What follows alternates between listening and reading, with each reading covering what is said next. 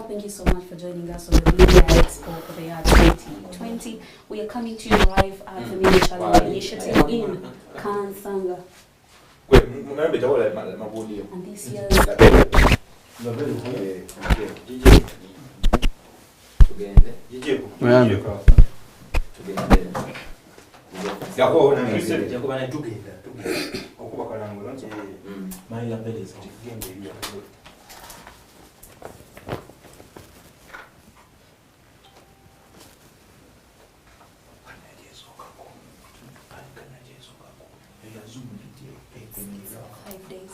Six. Up to Saturday. So 6 days Expo is going to be running under the theme keeping journalism alive in terms of uncertainties. What uncertainties are we talking about? I'm not going to be doing this alone. We are going to run this today with my colleague Dan Ayevale.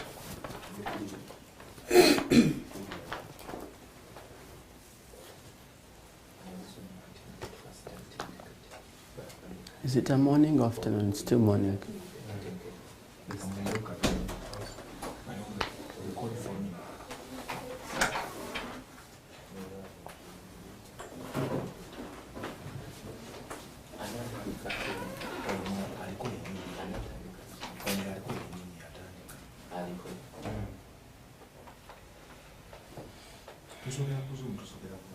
That's what I'm asking. So then we introduce Abbas. Can we remarks then? Yes. So together. Okay.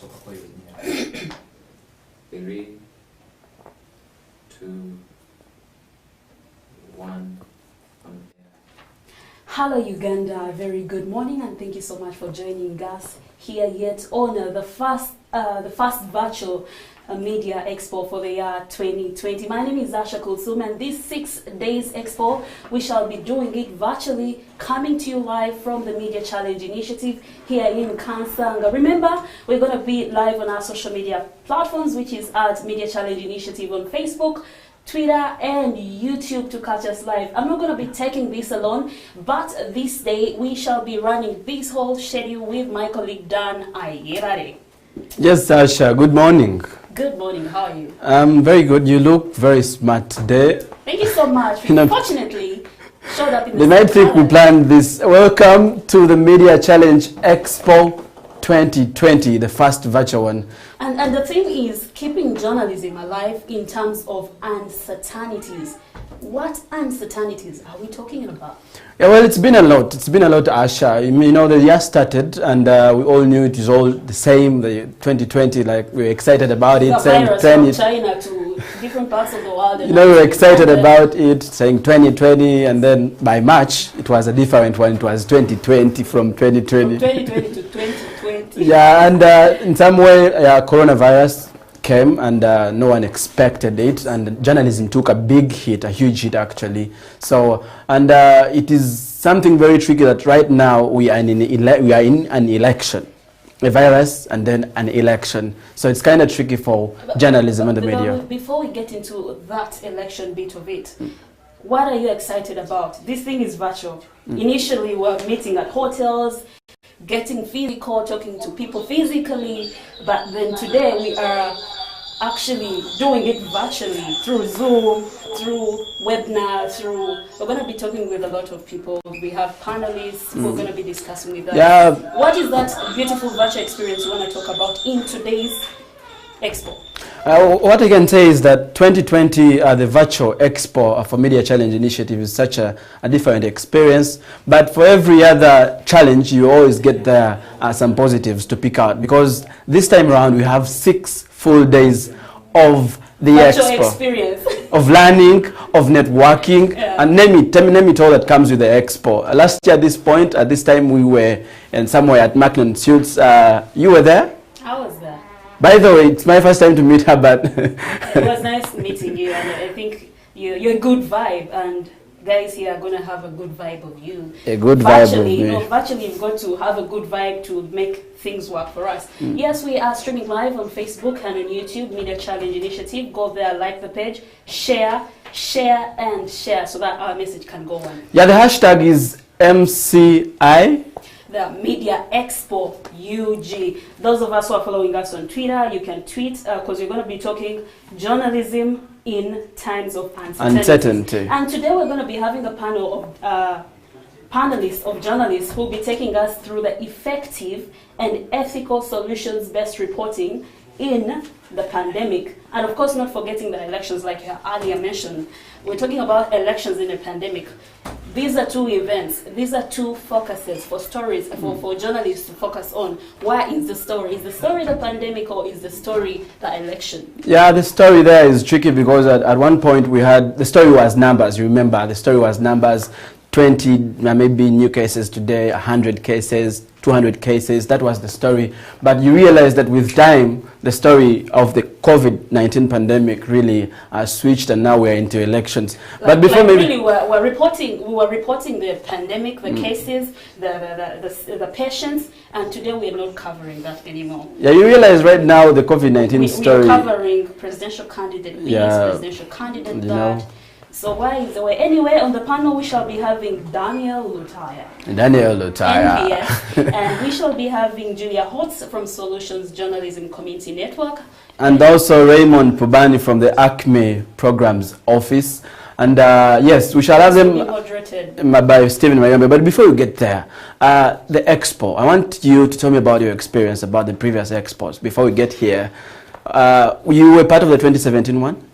I've been through all the expos. You've been a Media Challenge kid from there. I'm a fellow, you know, I'm a kid, I'm a baby here, so I always come back to my parents and see that bottle feeding, the milk, and you know. But well, the expos have been a kind of different experience because it has been physical and now it is virtual. This is How was it for you? This is a new experience, trust me, and it's beautiful because I can imagine we're in studio today and the people who have not been making it to the Macnon Suits or to whatever we've been organizing. Because an ad collection now. Yes, those people who are not making it but today can't make it because everyone today can afford internet, everyone can afford the 200 Ugandan OTT. So everyone? Okay. Many, we anyway. have got Wi-Fi, we've got hotspots in town that help many of us who don't want to pay the OTT to connect. So I'm super excited because there's going to be a big number in this year's Expo. Yeah, maybe my experience with the Expo, the Media Challenge Expo, I first went to the 2017 edition. And I was not a young kid, I was already but I was a young kid in journalism. Yeah. And I was so excited to meet these other big faces, you know, these faces you see on TV, you know, these faces, yeah, you got me there. The faces you saw on TV, the guys you really hear about on radio, the names, the bylines you see in newspapers. So I was excited to meet those guys, and then I got inspired. It was such a big inspiration, and that's thanks to the Media Challenge Initiative, because it is a rare chance to meet such big guys who inspire you to push yourself, to become a better journalist, and then, maybe impact lives, Carrying it on, I think the Expos has made most of us actively want to practice our profession. Because initially, if I met Ivan from NTV, yes, Ivan Chimuli Chigozi. Literally, I was watching Ivan Chimuli Chigozi on NTV, but when I meet him physically in the Expo, he kind of inspires me to feel like this is real. You know, kind of you think people who work on TV and radio, you know, are like goddesses. But when you meet them, like, yeah. Idols, you know, you look at a guy and you're like, oh man, that guy also walks like me. So the Expo is something, it's quite a different experience because it's also tangible. You know, students from different universities come out and do things practically where they have to pitch to media owners, they do the reporting, they get even a different skills, maybe from the different journalists in the making, or practitioners and experts who share with them their experiences to make sure that they get inspired and continue on their profession. Yeah, and we talk of these physical experiences, and maybe someone out there may think everything has been lost, but not all has been lost. This is from me to you, not all has been lost. We are now virtual, and pretty much the same experience. Maybe you shall not be shaking hands, you shall not be hugging. You know, there's this. This is like a 4-meter distance. We are actually practicing a social distance, and you know, when you're social distancing, you don't need a mask. Well, taking it to the beginning of this pandemic, the coronavirus announced in Uganda, it has quite been a different experience. Many people have lost their jobs. Many people have gone back to villages, Kampala, you know. But journalism Has to keep alive. has got to keep alive, because that was the point when we needed journalism in our lives. Like literally, journalism is now the driver of the country. Right now, if you don't have journalism in such in such an instance where we are right now with a pandemic, with an election, I don't know where you can be, because honestly speaking, journalism. I mean, just think about the world without journalism. You know what? Close your eyes and think about the world without journalism, and then maybe now in certain times. You know, if you close your eyes, then you can't say anything. You know when the pandemic, the lockdown had just started, and we're working.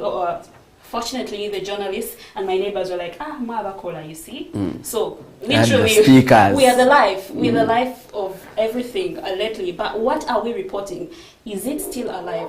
Are we reporting truth or false? Are we practicing effective journalism?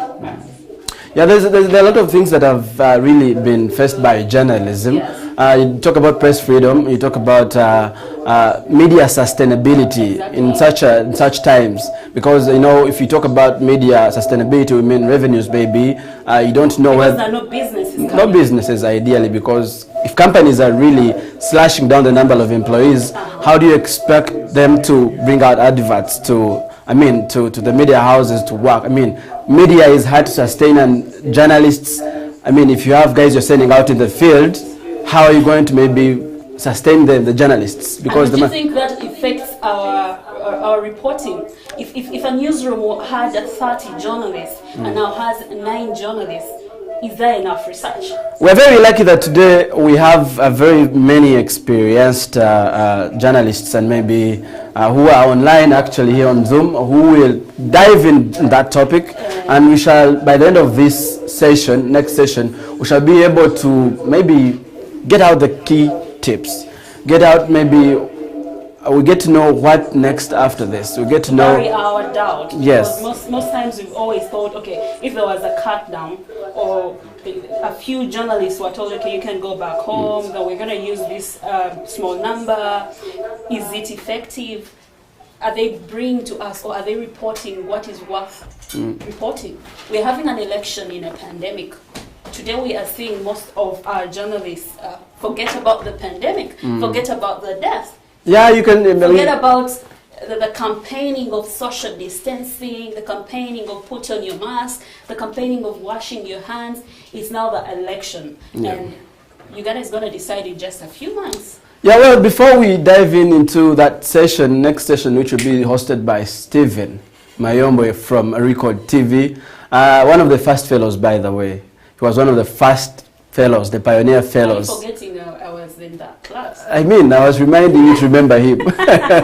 Yeah, so you'll be the one hosting that session, which is about keeping journalism alive, effective, ethical, and solutions-based reporting on the pandemic in a time of an election. But of course, before we go for that, we shall have Mpindi Abasi, who is the CEO of the Media Challenge Initiative, who is going to give us a few remarks on this expo, the experience, what should people expect, and initially open the Media Expo of the year 2020. So Abasi Mpindi is the CEO of Media Challenge Initiative, like she has said, and is a guy who has really impacted lives of many young journalists, I mean, with his team as well. So he's a guy you can really look out for. He's a guy, a brain, a top brain in the media industry out there. A brain you would... Yeah, if you talk about journalism being alive, then you're talking about Abasi Mpindi. So I hope Abasi Mpindi is right there. Mr. Abasi Mpindi, can you hear us? Take it over, please. Yes, I can hear you. Okay, can you hear me?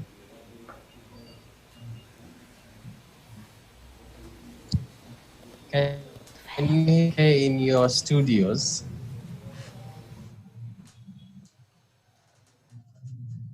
me if you can hear me okay.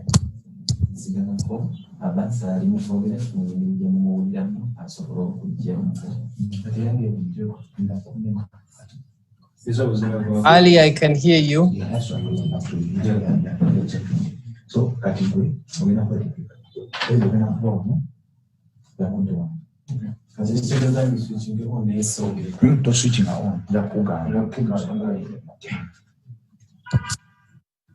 And what is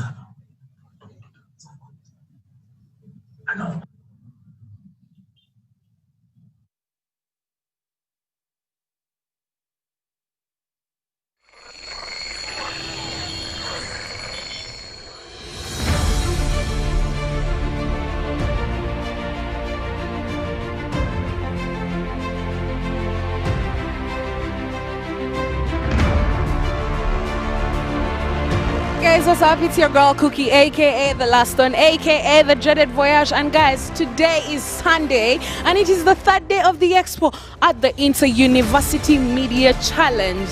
It's been 3 days of hard work, 3 days of digital skills, 3 days of panel discussions, 3 days of so much, guys. This is where people's career starts. I am moving and I'm getting into the mobile newsroom where all the magic happens.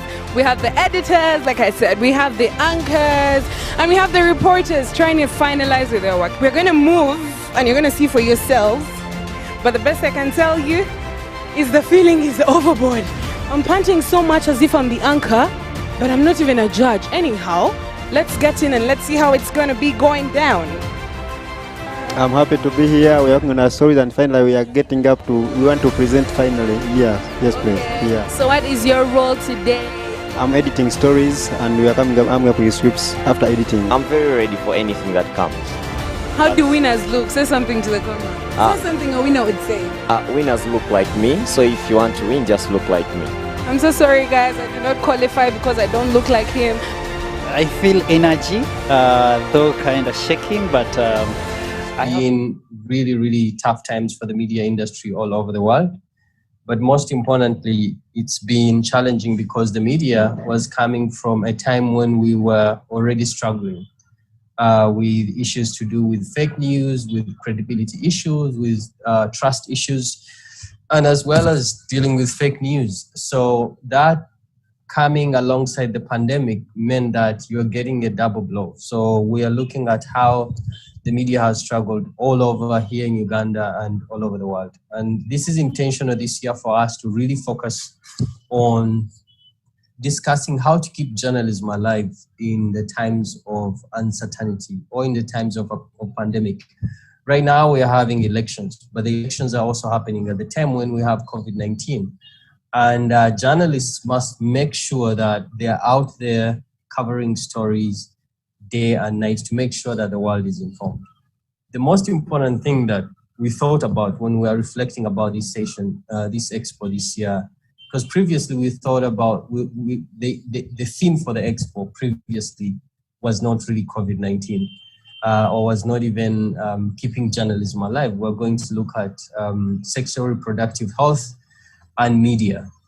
But because of the pandemic, we've had to change the program to make sure that we address something that is close to home, that something that's close to affecting journalists.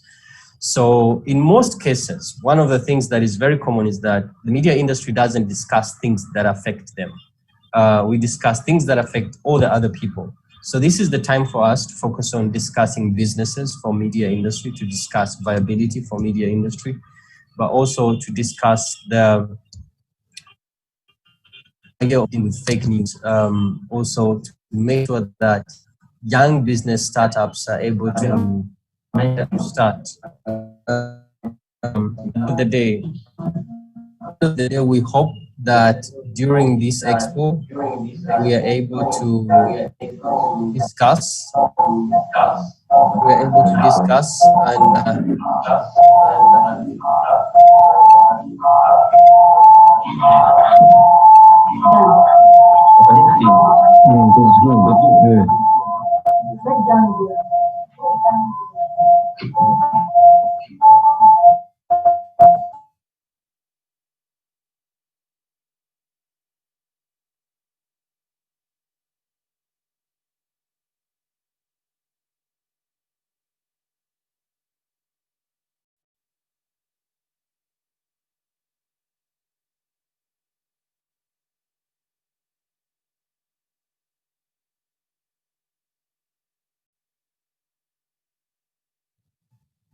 I want to give a special thanks to our partners here in Uganda who have made this expo possible.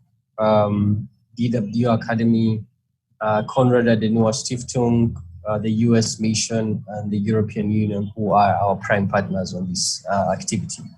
And without them, sincerely, this year, you needed more than just a funder, you needed a partner. And they've been very, very critical in terms of really thinking about our programming and thinking about how we are doing, how we're working. The most important thing that we really hope we can achieve from this conference that's going to last 5 days is that we'll be able to get the community to discuss some of the challenges that we face and how we can keep journalism alive. I have to apologize on behalf of my team for any technical issues that are forthcoming because of, switching to using digital platforms now. So there are delays here and there. It's a whole operation. So if you see any mistake here and there, please bear with us. But I'm very sure that the next days will be very smooth. So thank you so much for joining us. Our panelists for today, I'm very excited for especially this particular session on solutions journalism, because that's the core of our program here at Media Challenge Initiative. And I'm also very excited that we have Caleb and Mayombo Stephen as our moderators for the day. These are guys who have been through the Media Challenge Fellowship Program. They understand solutions journalism very well. And I'm also very excited that we have Julia Holtz from the Solutions Journalism Network and Raymond from African Center for Media Excellence. So this is going to be amazing. And with those few remarks, I don't want to take a lot of time because we're already fast spent. So I would love to declare the 2020 Media Challenge Expo open and wish you all the best. Thank you so much. And back to you in the studio to take over the show now, as I will now become one of the spectators to just enjoy the show. Thank you so much. Well, thank you so much, Mpindi Abasi. The Media Expo Uganda for the year 2020 has officially been opened. I want to say these lines. People like Mpindi Abasi from the Uganda Media Challenge Initiative. Those were lines from former US President Barack Obama, who indeed said this gentleman is an innovator and is going to change the lives of young people through journalism and make journalism alive in Africa. Thank you so much, Mpindi Abasi, for opening this. And allow me to say, yes, well, indeed, we're going to discuss keeping journalism alive for these 6 days from Monday to Saturday. And we're going to be having a big number of beautiful panelists who are ready to share with us their stories, ready to share with us our experience. And there's quite a lot to learn. Allow me, my colleague, not to forget to appreciate and recognize our partners who are the Media Challenge Initiative, Konrad Adenauer Stiftung, European Union, DW Academy, and the United States of America Mission to Uganda. Well, next on our agenda is... Yeah, we have Stephen Mayombo will come in, and he will be helped by Caleb or Kereke to start the next session. If this was a village, if this was an LC1 village, the LC1 chairman has officially allowed us to open this. So let's go straight. Well, I think to remind them, the panel are going to be discussing keeping journalism alive, the effective, ethical, solutions-based reporting in a pandemic, mostly in a time of an election. So ladies and gentlemen, let me introduce the Media Challenge, one of the Pioneer Media Challenge fellow, Stephen Mayombo. Yes, you're... I'm feeling excited. I can't wait to represent my campus. Just tell me how you feel. How do you feel? Because you're super confident. Yeah, Stephen Mayombo will take you through this session, and he will be joined by Caleb later on. For now, me and Asha will take a leave.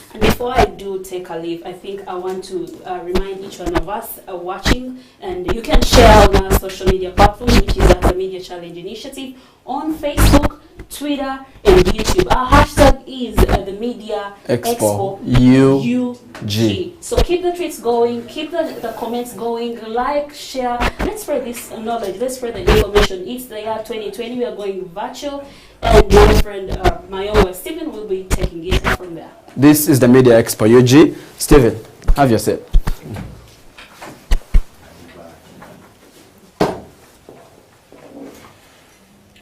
I want to hear that. Well, I feel nervous, yes, but then I always turn my nerves into confidence, and that gives me a way to relate with people because I want to do stories that are for the voiceless. There's a salon in the room, guys.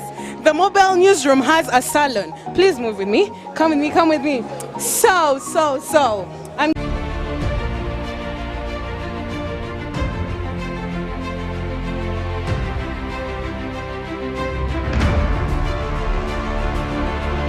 guys, what's up? It's your girl Cookie, aka the last one, aka the dreaded voyage. And guys, today is Sunday and it is the third day of the expo at the Inter-University Media Challenge.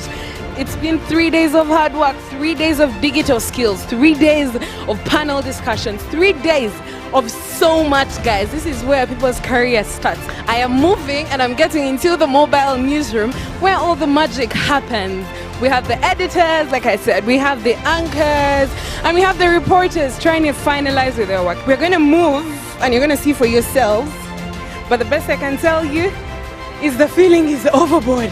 I'm panting so much as if I'm the anchor, but I'm not even a judge. Anyhow, let's get in and let's see how it's going to be going down. I'm happy to be here. We're working on our stories and finally we are getting up to, we want to present finally. Yes please. Yeah. So what is your role today? I'm editing stories and we are coming up, I'm up with scripts after editing. I'm very ready for anything that comes. How do winners look? Say something to the camera. Say something a winner would say. Winners look like me, so if you want to win, just look like me. I'm so sorry guys, I do not qualify because I don't look like him. I feel energy, though kind of shaking, but I have energy. I'm feeling excited. I can't wait to represent my campus. Just tell me how you feel. How do you feel? Because you're super confident. I want to hear that. Well, I feel nervous, yes, but then I always turn my nerves. Exactly, that is the Media Challenge Expo 2020. If you see the smiles with which Abbas Impindi, Jan Ayevale and Asha Krosuma have actually introduced this particular Media Challenge Expo 2020, reminds us it's the first sign to share that it is very important to keep keeping journalism alive in times of uncertainty. That first smile shows that there is a way on how you can keep journalism alive in these times of uncertainty. As we've been actually told, a moderator for this first session of this edition, the virtual edition of Keeping Journalism Alive in 2020, but as well the Media Expo 2020. The theme we are going to look at as the maiden theme is keeping journalism alive. That is being effective, ethical, and solutions-based reporting on the pandemic in the time of elections. What we must appreciate that these are not ordinary times, like the times we used to handshake, to wave, to meet in gatherings, attend weddings, Thanksgiving, and many of them. This time it's different because the pandemic, the global pandemic of COVID-19 changed our ways of lives unimaginable. There's a weight stripped and millions have lost their lives. There's really so much that has happened on the global scene. And I know people who have joined in, some of them are having an empty seat on their dining table, they've lost loved ones, and the world has been challenging in very many ways, economically, politically, socially, and more so during this time of elections. Elections are not an ordinary time. They are not, because there is a transition from getting from a place A to a place C, and there is really so much to do with elections happening in that particular time, and we need to really do much as journalists because we are challenged to the core. No methods of reporting. I remember when the pandemic had just jetted in, our newsroom was split into half. I remember the hard time of being a reporter, an editor, a producer, and an anchor as well. So you could rush to the field, you're editor, you have to go to the So there's really so much, and more so during the times of elections. And for my friend Julia House comes from the US, and we're seeing the election, how it has been. The media is, there is a statement that is going on. It's not the media to call the election. And for Uganda, here at home in Kampala, we're preparing for our elections. We are actually in the electoral process. And there's really so much we can do. But the question zeroes back to how can we be effective? How can we be ethical? How can our journalism be factual? Because in the end, we don't see the role of being estate because we are in the pandemic. My name is Stephen Mayombe for this particular session of keeping journalism alive, effective, ethical, and solution-based in the pandemic, and more so in the election. There's really so much to discuss. But unless otherwise, I come from Rico TV, and I send you greetings from Rico TV, fraternity and family, and from everyone of us that side. Back to the topic. This time around, we are going to have a very great people, very great panelists, and I know there's really so much to learn from them. So much.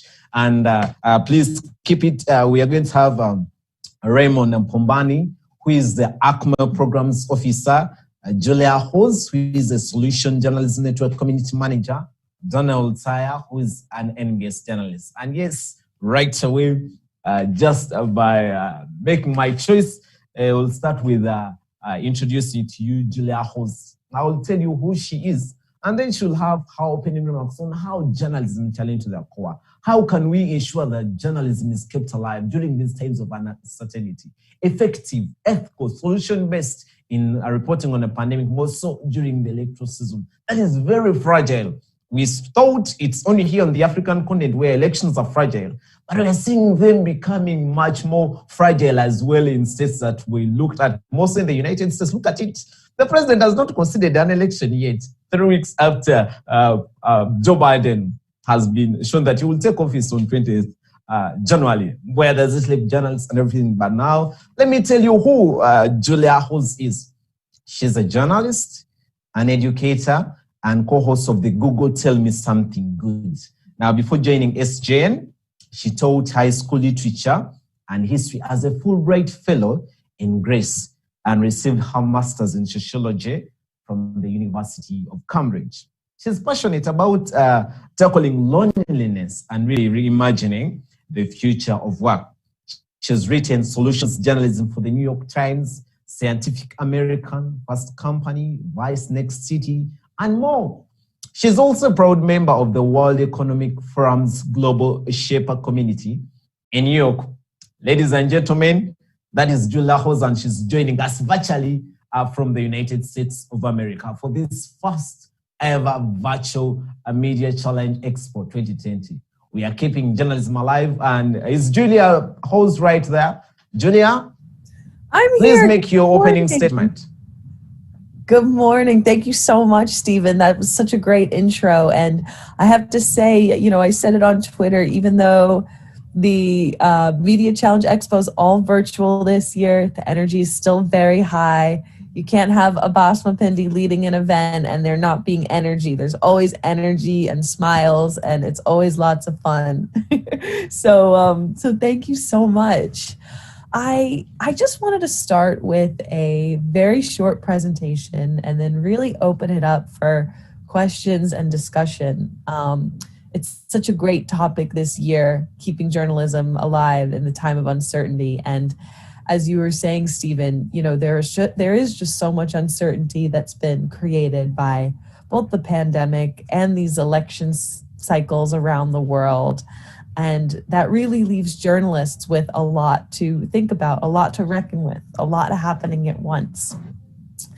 But what I'm here today to just talk a little bit about is something that Abbas and Caleb and so many of you already know so well, which is the solutions journalism approach. So I'm just going to quickly share my screen here and give a very short presentation about actually what this is and how to take it to your reporting and why it's so important right now. So what is solutions journalism? We hear this term a lot. We define it as rigorous, evidence-based reporting on responses to social problems. So I'd just love to toss it to you now to open this up, what are some of the problems that the COVID-19 pandemic has created? What have you been hearing a lot about in the news, in your communities? And I think that's a good starting place for us. And I'm realizing I actually can't see the chat, but I trust that you're that you're answering.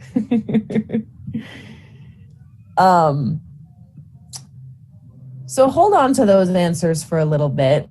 And first, let's see exactly what is solutions journalism. We define it by these 4 core ingredients. The first is that it's covering a response to the problem and going into how that response happened. Second, it's providing evidence of impact. Did that response work? How do we know?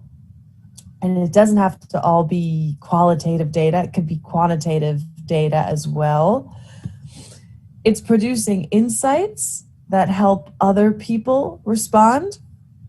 And finally, this is really important, it points out any limitations or caveats. Where did the response didn't work? Who did it not serve? And so to really drive home what this is and how it's relevant, I have a few examples here. This is a story from our friends at the Nation Media Group. And I love this story because it took this problem of there not being enough like personal protective equipment, you know, not enough masks, not enough ventilators. And it went into the story of how engineers in Kenya are actually responding to that by creating their own masks and ventilators through 3D printing. So that's what's important about solutions journalism. It's not saying that, you know, this is going to save the day or anything. It's focusing on where the response does and doesn't work. Another story I love from our friends at Nigeria Health Watch is about community sampling. And it's important because it was not just a theory about how community sampling could work, could help with the issue of testing and understanding the virus's spread. The reporter here, Adam, actually went into the community and interviewed people and understood how this was happening on the ground, how being able to test people within a community was actually a really good strategy of understanding how the virus has spread. And then finally, I'm looking at our friend Caleb because this is a wonderful story from the publication he founded, Minority Africa. And it's this beautiful story about how pregnant women in Nigeria were finding support through online virtual support groups. And, you know, as you know, when many hospitals closed or when women were afraid of going into the hospital for getting the virus, this is a beautiful story about how through WhatsApp and phone calls, women were finding connection with each other and with professionals. And it's important because in solutions journalism, you know, the response is really the core part of the story. It's not an afterthought. The journalist here, Tarinmo, she really went into how this was working on the ground. There wasn't too much, you know, about the problem. It was really mostly about the solution. And then finally, this story from our friend Paula Depoju wrote about how to close the mental health gap, the quality, you know, the services that weren't reaching many folks, and how mental health, you know, stressors were really, really there for the COVID-19 pandemic. He wrote about how telemedicine is helping to close the gap here, and how, and he was really good about mentioning, you know, this is not a replacement for in-person care, but he went into using data by the numbers, how this was actually helping people on the ground. So I'll very quickly go through this. Why do we do solutions journalism? Hopefully some of this is intuitive, but we do have this big problem today of people avoiding the news. People are avoiding the news more than ever before. And this is something that's happening all around the world. And there was a survey that the Reuters Institute did, and they found that the number 2 reasons why people were avoiding the news is because it had a negative impact on their mood and because they felt like there wasn't anything that they could do. So solutions journalism, it tries to avoid that by offering opportunities, promises of what's possible. We've actually done some studies and we've found that when you show people a solution story versus a non-solution story, people really like it. They spend more time on the page. They feel more optimistic. They read more articles from the same newspaper, which is really important for the publisher. And time again, we've seen this, that people are spending more time on the page with solution stories. And as a journalist and, you know, as Abbas was mentioning sort of in the framing of all this, it is really important to keep audiences engaged, especially as the financial models of journalism are changing so much. Oops, that's in there twice. So just to close this out, because I don't want to talk too much more, very quickly, how do you actually do solutions journalism? First up, you want to understand what is the problem that I'm trying to report on, and 2, what's missing from the public conversation about it. So let's take, for example, this story from Minority Africa, this issue of women who are pregnant, you know, not being able to find the support they need. This issue of hospitals closing and what do these women do? So it turns out there was a lot of reporting on the fact that hospitals were closing. So we didn't really need like another expose about that. But there wasn't a lot of reporting about what was being done. What were women in this position doing to find support?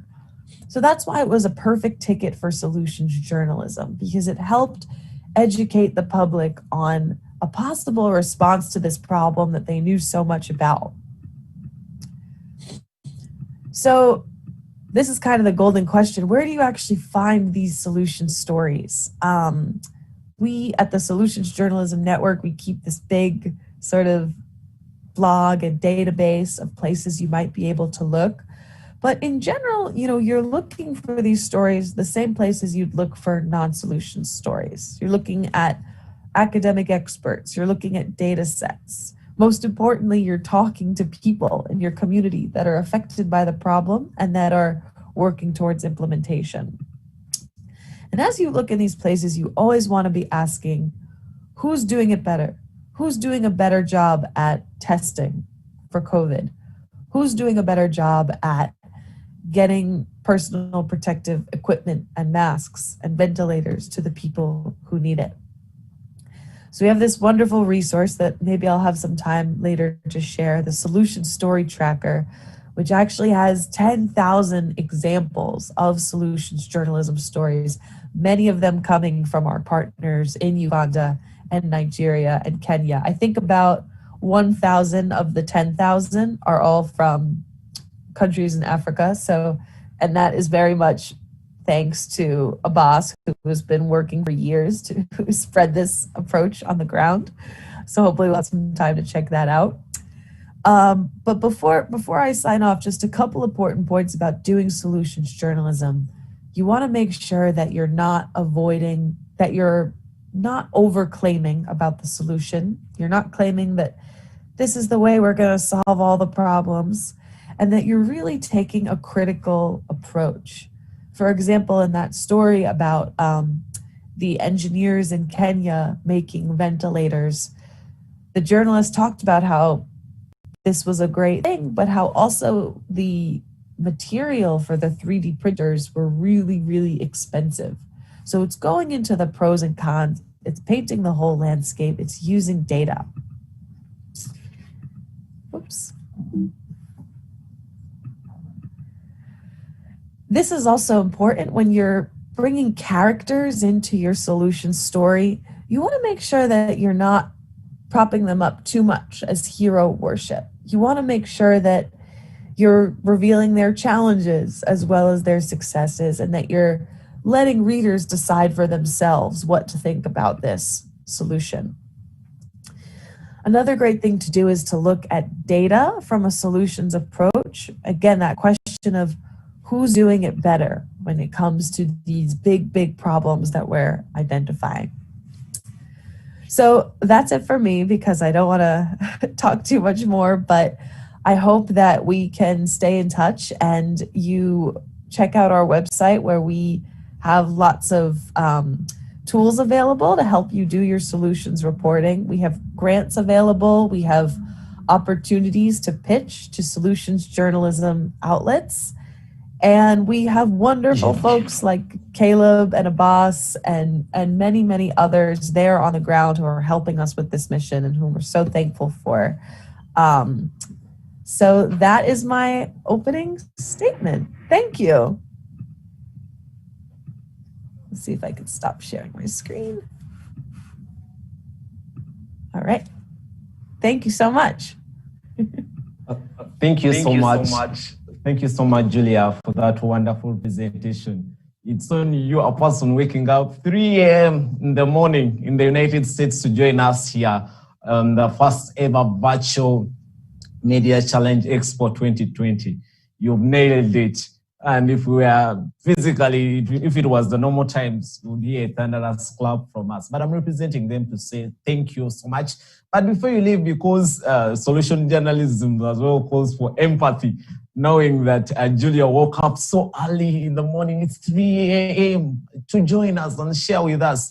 It is beautiful solutions journalism to ensure that at least I give you one question. And if you answer it, I'll let you do something else, maybe enjoy the sleep, and then we'll be continuing. And I know you'll join in later on. Julia, this is just a question that we have really for you.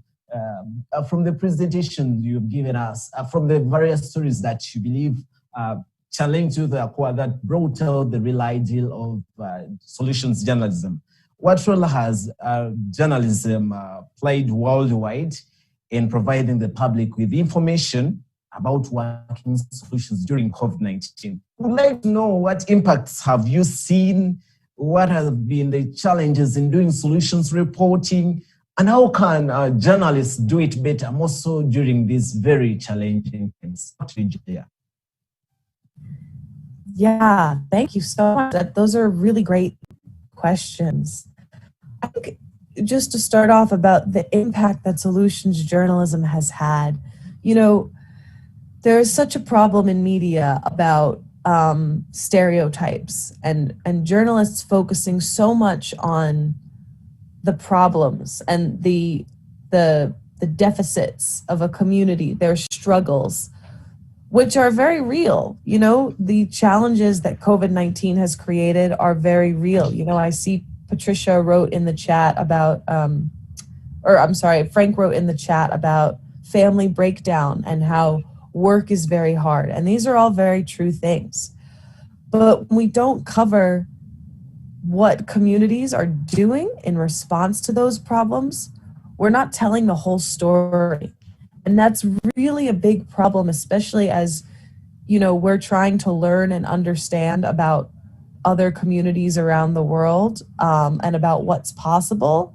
Without solutions journalism, we can't really understand the full scope of what very smart people are doing in their communities. So I think on the ground level, on the impact, it has painted a more accurate picture of the world. And it's also helped to spread great ideas. You know, this story, for example, about engineers in Kenya using these 3D printers to print masks and print ventilators. That's a great idea, and it might have inspired, you know, universities in Uganda and Nigeria, for example, to do something very similar. So I think that's one impact. And to the question of, you know, how can we do solutions journalism right now? I think a great place to start is with the problem. You know, we started to do this. What are the many problems that COVID-19 has created? And ask that question of who is doing it better? Because that is something that is so true about human nature. When there's a problem, there's almost always somebody trying to solve that problem. And maybe they're not doing a very good job, and journalists are very welcome to report on that too, but maybe they are. So I think those are the questions we want to be asking. And I'll drop a link in the chat to help journalists actually think about how they might use COVID-19 pandemic as an opportunity to their solutions reporting. And I'll put some other links in the chat as well. Great questions.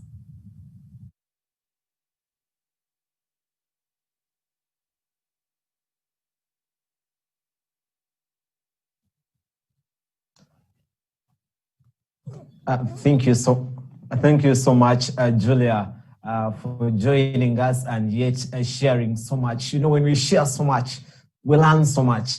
And you can actually do just like Julia has done. Follow us on Twitter and our social media platforms. Everything is live. Remember, we are in the virtual times where we need to keep in touch without actually keeping our families and ourselves safe in these times of a pandemic. Julia, thank you so much for waking up early in the morning to share with us. That is solution-based journalism, waking up to make sure that the world is a much better place than we actually found it using journalism, because that is who we are as journalists. We'll have other opening statements from other panelists. And yes, I will hand you over to Karib at a later time. Now, the next panelist will have giving us his opening statement is a friend I know, that is Daniel Lutaya. That is how he pronounces his name. But Daniel Lutaya is a journalist based in Kampala, that is the central region here in Uganda. Daniel Lutaya has spent 4 years producing, writing, and reporting on African politics, diplomacy, and conflict across the African continent. Yes. Now, Daniel Lutaya specializes in print, television, and radio stories for an international audience. He's currently a reporter at NBS television. Daniel Lutaya is going to share with us more with keeping journalism alive in these times of uncertainty. I know Daniel Lutaya is on a trail covering a political campaign here in Uganda. Yes, we are in campaigns here in the Pearl of Africa. Now I must say, I don't know whether it's Pearl of Africa, the environment, in environment it's fine, but in politics, I don't know whether we are surely the Pearl. But unless otherwise, Daniel Lutaya, please welcome and give us your opening statement as well.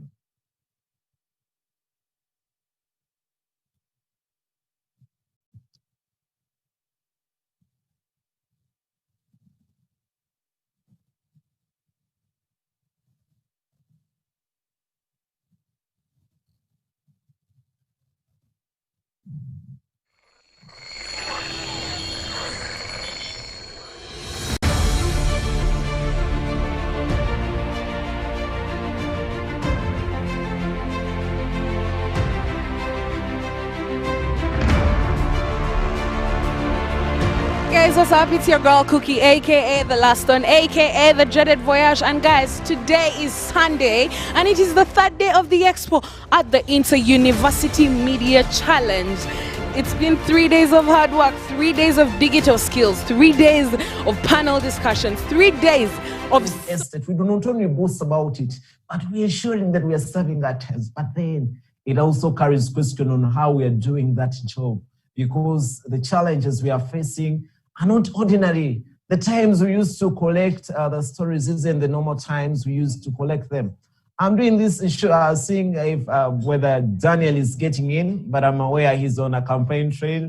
And as we're getting ready, I'm just sharing with you, there is really so much we need to do during these particular times of COVID-19.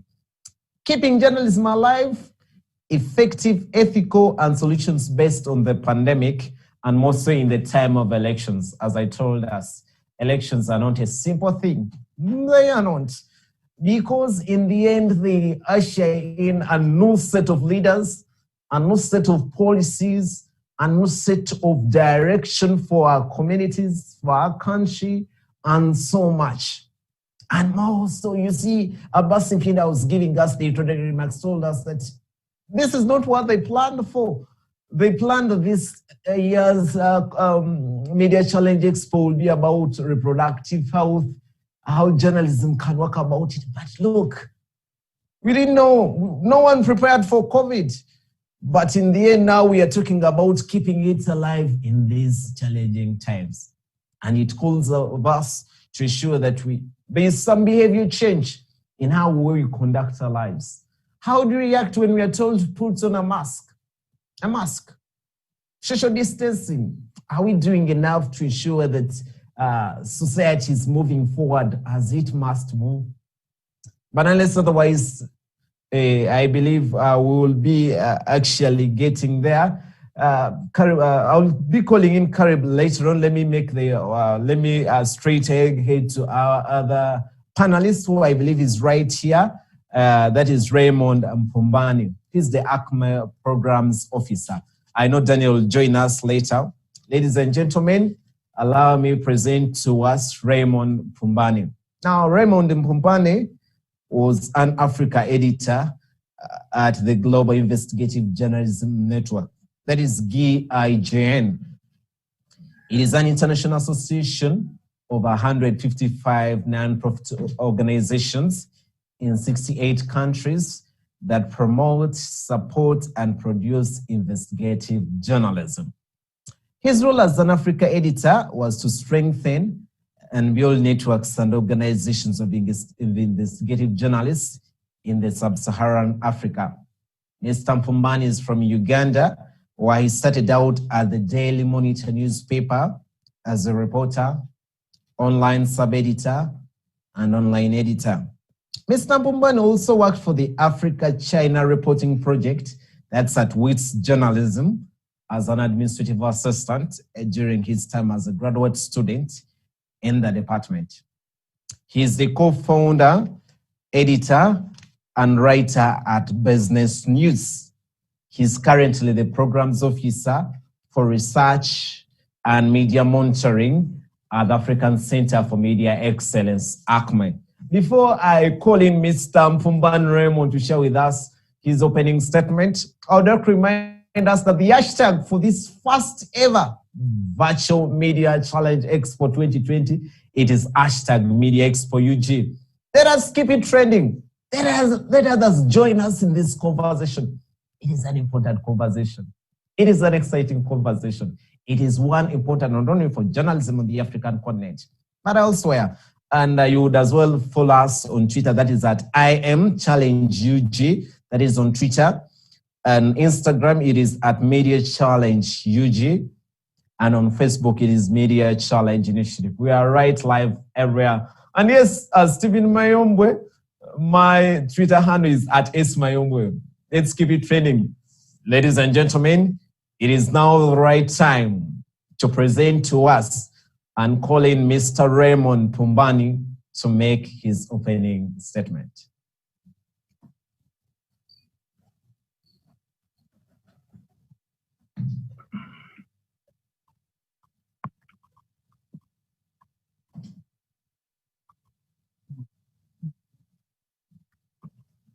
Okay, thank you, Stephen. I don't know if I'm clear. Yes, you're audible.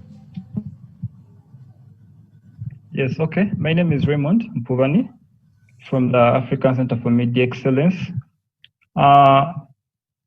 In short, that's ACME. ACME is Uganda's and I think East Africa's largest media support organization. It's committed to helping journalists seek and achieve professional excellence and improving journalism and mass communication in Africa, but starting right here in Uganda. It's headquartered in Kampala, that's in Bunga, although as we speak, most of us are working remotely. But although we work with most of a number of interventions that target journalists from across the region and very occasionally from across the continent, these include training programs, then different grants and opportunities. And where I come in, my department is media monitoring and research. Basically, and in an angle that's pertinent to this discussion and to this media is covering public issues, both to derive insights that show the state of journalism in the country, but also to help the media and different stakeholders improve or widen the coverage of the media. So, in keeping to the theme of today's panel, which seeks to explore how journalists, how the media has covered COVID-19, and then later on, how it has covered the upcoming elections.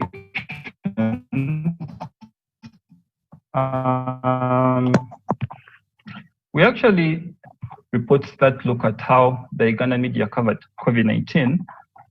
These reports are available on our website, and a lot of what I'll be speaking today is derived from them. To produce these reports, we looked at what different media organizations and outlets,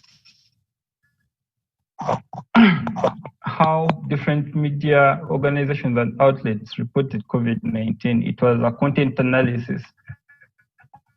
Basically, and these were 5 newspapers for the first research. That's a COVID-19 research for the, let me just backtrack a bit on that.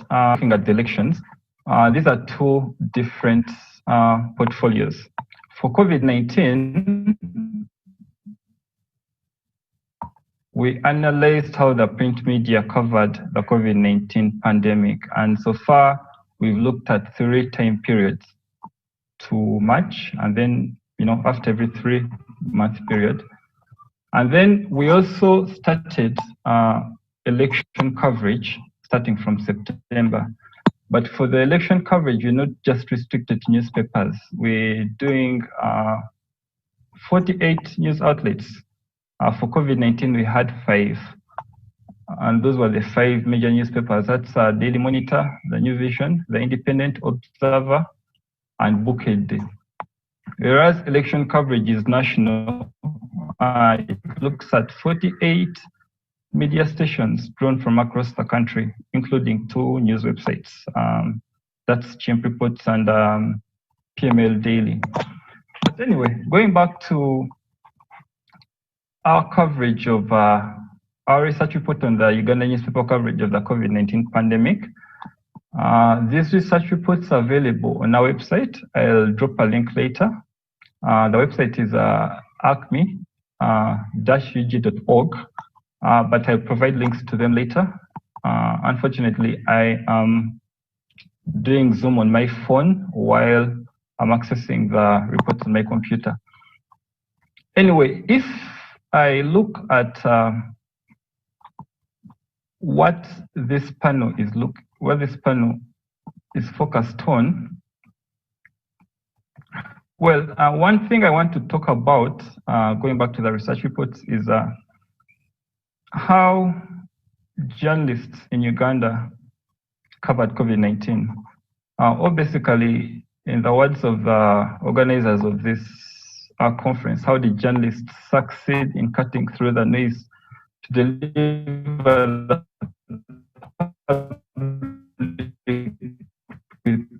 accurate science-based information to help them.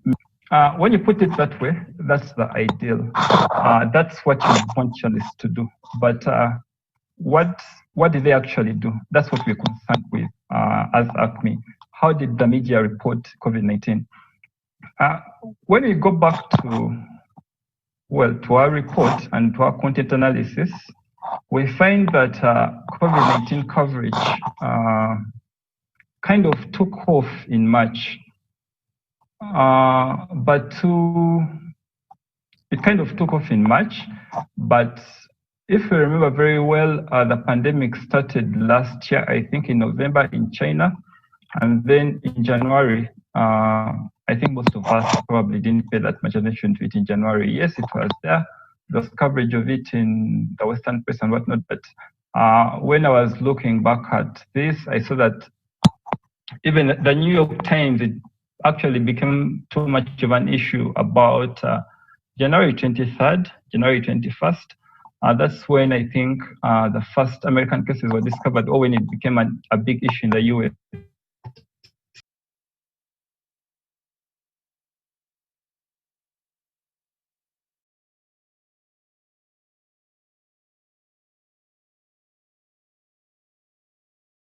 Audition another set of media students with different journalism skills. The audition will be streamed live on all our Media Challenge Initiative social platforms, and from 30th November to 5th December, we will host the Media Challenge Expo under the theme in about mid-March.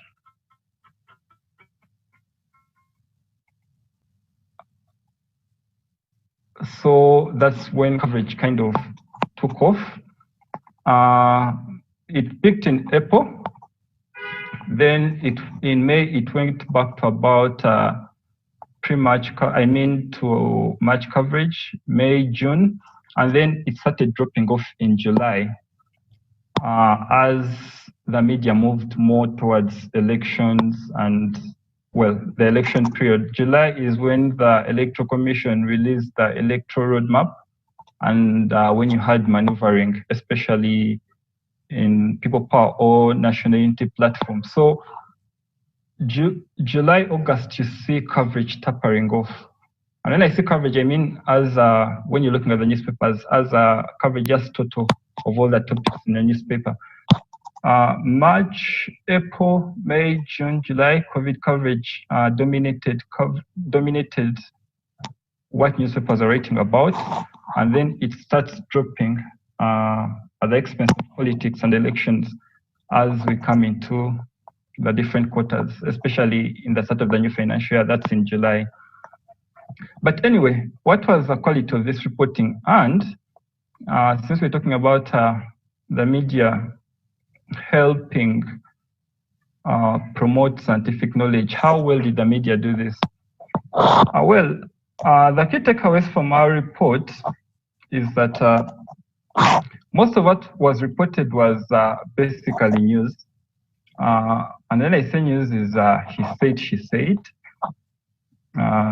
This is when a journalist goes to a news conference and someone makes a statement, they write a statement, or they get a press release from someone and then they write about the release, or they call someone and say what they said. It's just straight reporting of the main facts. So you find that most of the coverage that dominated COVID-19 during those months was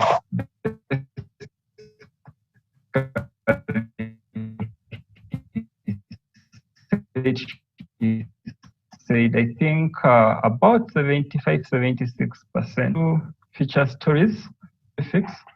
Sorry about that. But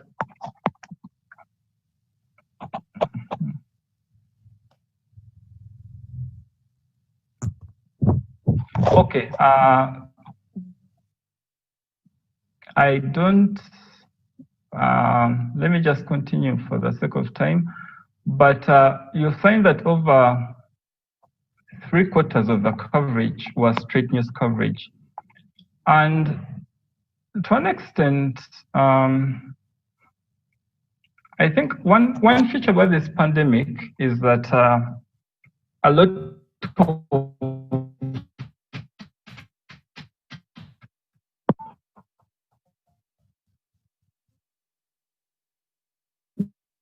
what you know about it has changed a lot as time has gone. So much there was an issue. It was an issue about masks in the US and in different countries where you had the Surgeon General of the United States saying you really don't need masks and whatnot. At some point, it became conventional knowledge, but this later on changed. And right now, masks are mandatory. And they were saying this because at that time they had a shortage. Anyway, so the thing is, a lot of facts have changed, and there have been changing narratives. But where I would say this kind of coverage of he said, she said, and especially of public figures, because then when you drill down to who the main quoted officials were, the leading quoted official in the straight news coverage was the president. And then the second most quoted official was the Minister of Health, that's General Sacheng. You find that the most quoted officials were actually Ministry of Health officials. And in most cases, they were not just talking about the updates, but also their recommendations. Remember, the president had a number of addresses in that period. So definitely, it makes sense, or it's if the media is reporting on the news, it's kind of straight that he has to dominate coverage. So how effective was this in helping the public deal with COVID-19?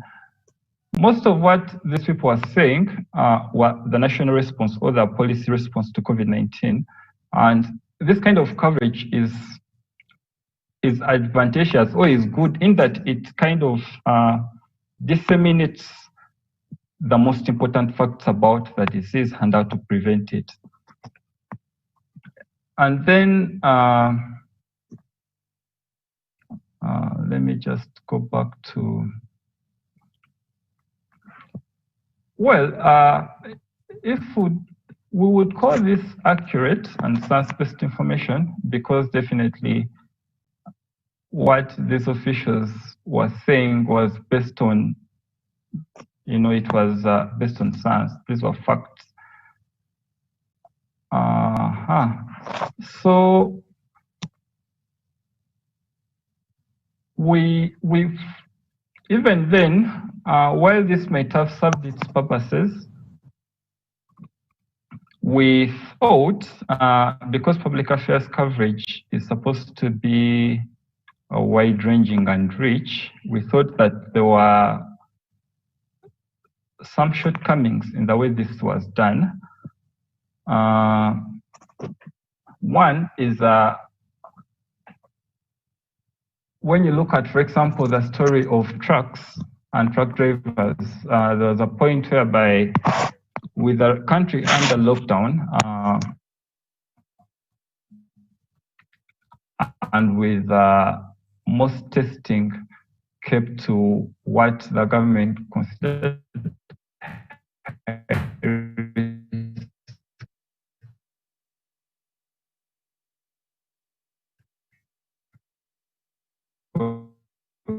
population, you then have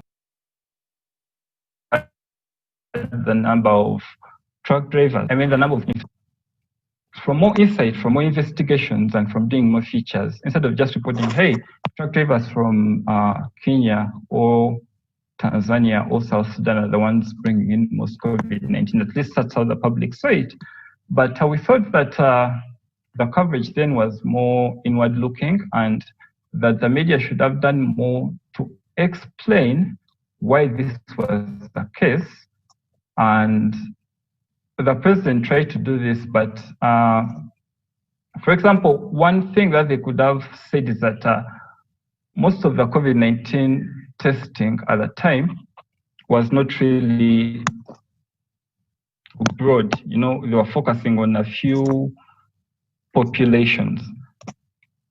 For example, you had very little testing going on inside the country, to see how many people were infected with COVID-19 inside the country, and you're instead keeping it at border points.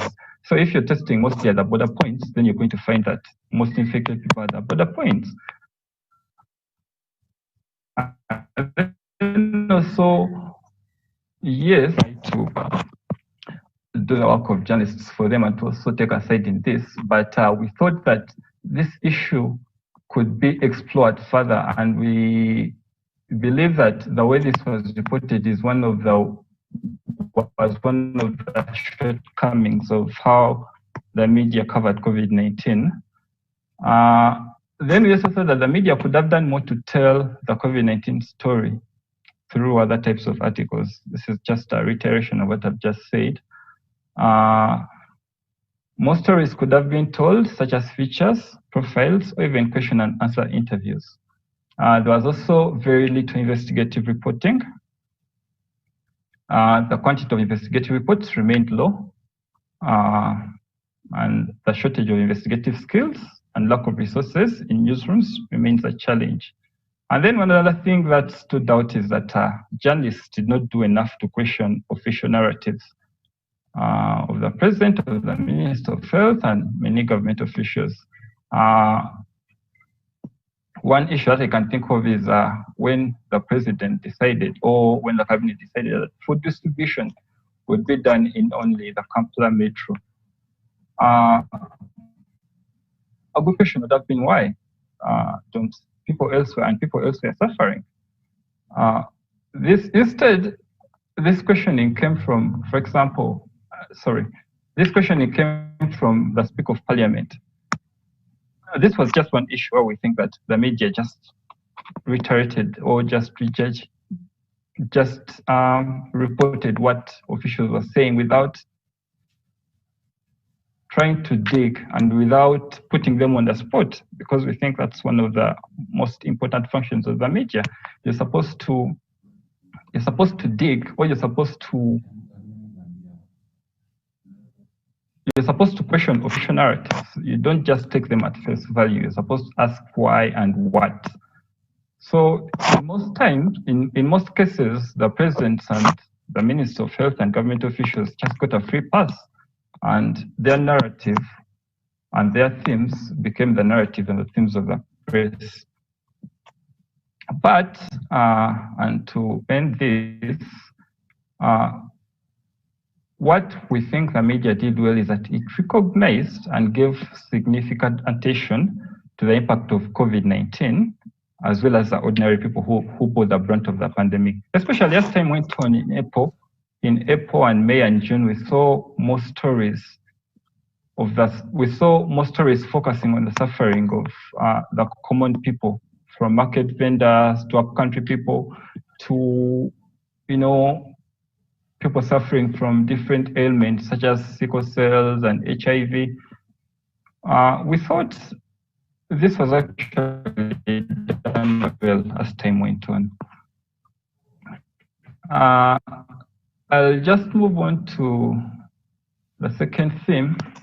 How has the media been impacted by lockdowns and COVID-19 restrictions? In addition to a content analysis, one of the other things we did for these reports was actually interview different journalists and newsroom managers about the challenges they were facing. And as everyone knows, it wasn't just the media, but basically the whole economy was impacted by COVID-19. You had several newsrooms were shuttered. Very beautiful insights, Raymond, over that side, but I think time is really not on our side, and there are very many questions that are going to be really posed to you, and I know you'll be going through otherwise, but thank you so much. I know there is so much you're going to share as well in the question time, and at this time, I would call in a very good friend of mine who has been following and who's having all the questions set to ensure that we have the very best of keeping journalism alive in these times of uncertainty, and that is none other than Caleb Okereke, the founder of Minority Africa. My good friend Caleb, it's your time now. See you when you see me. This is a bye-bye from Stephen Mayombwe. See you. I'm going to be in the audience. Thank you so much, Stephen. Hi, everyone. Good morning if you're in Nigeria, and good afternoon if you're in Kampala, and good morning if you like Jews are in the US. I've lost my voice, but I'm going to do my best to speak as loud as I can. We've had very beautiful insights from Raymond. And like Stephen said earlier today, we're going to be talking about keeping journalism alive in times of uncertainty. So COVID-19 elections, how do we keep ethical and effective solutions-based reporting? I'm going to jump right into the panel. We've lost a lot of time. But I just want to say that if you have questions, please type them in the chat box. I'll mostly be talking to Julia and Raymond. Daniel is unable to join us at this moment. So yes, Julia, if you're still there. I think, Jules, the first thing I want to know from you is, it was election season recently in the US, and it's about to be election season in Uganda. So how can solutions journalism be used to effectively report on elections? What does that look like? For journalists in Uganda who want to report Sojo now, what does it look like? Yeah, that's a great question, Caleb. And if I've understood correctly, the election season coming up in Uganda is not unlike the election season in the US, where there's a lot of issues at stake. It's really, really an important election. And at Solutions Journalism Network, we really did spend a lot of our time trying to figure out what to advise journalists about this, because, a lot of people have said that the way the media reacted in 2016 is actually partially responsible for the rise of our former president, Donald Trump. So, yeah, based on that, and based on the fact that we would have to be doing a lot of mail-in voting, a lot of vote by mail for the first time, there was a lot of uncertainty, as this conference is talking about. And we, with partners like Trusting News, for example, thought, number one, it's really important to stick to the facts. And like all solution stories, not to overclaim. I think there's a tendency sometimes in journalism when there's high anxiety and when there's, something like an election where there's a lot at stake. I think there's a tendency for journalists to get wrapped up in the hype. So our first advice was to stick to the facts. What's really happening in your local community? Talk to people on the ground. Don't try to have these headlines that are going to be outrageous. And then in terms of solutions journalism, I would say that we really tried to make it less about the candidates. Solutions journalism tries to be nonpartisan, non-political, and really about the issues that they were talking about. So for example, if Joe Biden is talking about healthcare, a new healthcare system, a better healthcare system, why don't we look to countries like Switzerland that have established a really effective healthcare system for all, and what have they done? So it's making it more about the policy rather than the politics. And I think that journalists in Uganda maybe can have a similar sort of technique there. That's a great answer, Jules. Just to follow up on that, I know that Sojo primarily focuses on interventions, but how can, and this is for journalists listening from different parts of the world, but how can we effectively criticize or how can we report on interventions in terms of elections whilst holding power accountable at the same time? So how do we hold candidates accountable while reporting on solution stories? Yeah, that is such a great question. And that's something that we love to say at Solutions Journalism. I know Raymond was talking a lot about that part of the purpose of why we probably got into journalism is because we want to hold power to account. We want to make sure that the truth is being told. And I think a really great way to do that with solutions journalism is to show who's doing it better. So for example, if there's a community in Kenya that's done a really great job of getting out mass testing, and then there's a community leader in Uganda who is not doing a good job about that. It's about holding them to account, holding that leader in Uganda to account and saying, hey, Why can't you do this? This is happening in Kenya. So it's still putting that pressure there, but it's also giving that leader or the person you're covering a blueprint, I think, of what's possible, if that makes sense. Totally does make sense, Jules. I'm going to jump back to Raymond for a minute, but before I do that, if you have any questions, please feel free to paste them in the chat or put them in the Q&A part of the conversation. Raymond, you spoke about your reports and how most of the stories you found on COVID-19 were very newsy pieces and less feature stories. First of all, what I want to know first is, do you think that feature stories offer a greater opportunity for much more? Do you think they would have been much more essential in covering the pandemic, and why? But also the other thing I want to know is, in the midst of this deluge of information, when there's so much news articles saying COVID this, COVID that, how can journalists succeed in cutting through the noise to reach the public with accurate and science-based information?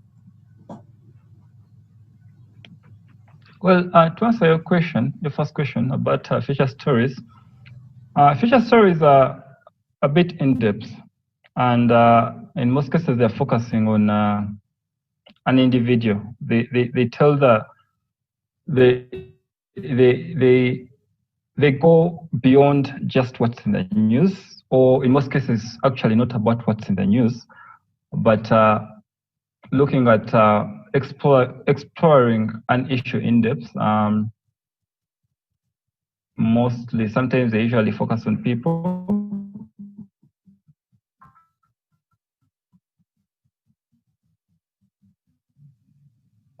So we thought that should just the official narrative, but also, for example, who are the people that are affected by COVID-19, or who are the people behind the COVID-19 response? You know, the health officials, the government officials, and why are they, you know, what do they think about this? What have they done to prepare for this? And how did they get to where they are? You know, so feature stories enrich and add more context, you know, to just the news. And then, what was your second question? Sorry. I was basically asking that since there's more news stories, you know, I assume there'll be much more smaller but a lot of information coming in. So how can journalists cut through the noise to reach the public with accurate information, even with this information infodemic that we're equally experiencing at the time? That's actually a very interesting question. I remember one thing that I remember from our content analysis is a story that one of the major dailies ran. I won't mention it. That was quoting a Ugandan nurse in the UK who had been infected by COVID-19. And among her tips of beating the virus, I think she said you should use garlic and lemon, you should take a lot of it and whatnot. And when you went out to the public, at that time, there was a spike in the prices of garlic and lemon, because this was actually something that a lot of the community believed was actually very effective against this. Yet this story was one important thing which is actually missing from Uganda, but I think other countries have done very well with, is a fact checking. You know, if someone makes a statement that they present as a fact, you're then supposed to go and investigate, or that's questionable. It's up to, it's the role of the media to, you know, look for the exact scientific facts and then present them to, you know, their readers. This is something that media elsewhere, looking at the US and probably out of the Western countries, that the media has done very well, but that's a bit lacking in our context. So, long story short, I think fact checking is important. And we haven't seen a lot of it. Yeah, it's not a practice that has yet caught on. Yeah. Thank you, Raymond. Just back to you, Julia. what I think I want to know now is, first of all, did COVID-19 teach you anything new about citizen journalism that you didn't previously know? And just to go to Raymond's point about fact-checking, is there at all a nexus between Sojo and fact-checking? Is there a way, is there a point in which they meet?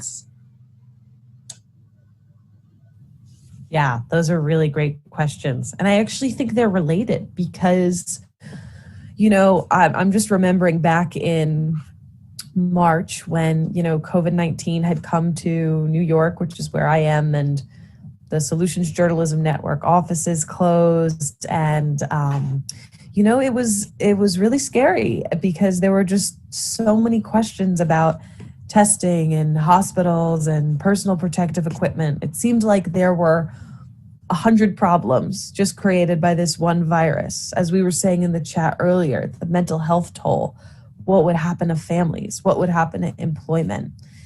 But I think that something I learned was something that this experience taught me and taught us at Solutions Journalism Network is that people are really quick to respond to these problems. Like almost within a week of, you know, COVID-19 hitting New York and people going on lockdown and staying inside, there was this question, right, of how will people who are elderly or immune compromised get their groceries?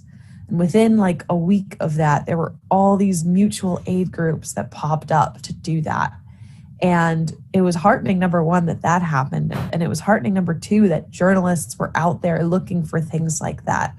Instead of trying to, you know, I mean, and this did happen. I think there was some hype and some fear and some anxiety with this reporting. But I also think, you know, we now have over 1,000 stories just about the ways that people have responded, solution stories about the ways that people have responded to COVID-19. So I think it taught us that people are really quick to act and journalists are good about spotting those interventions.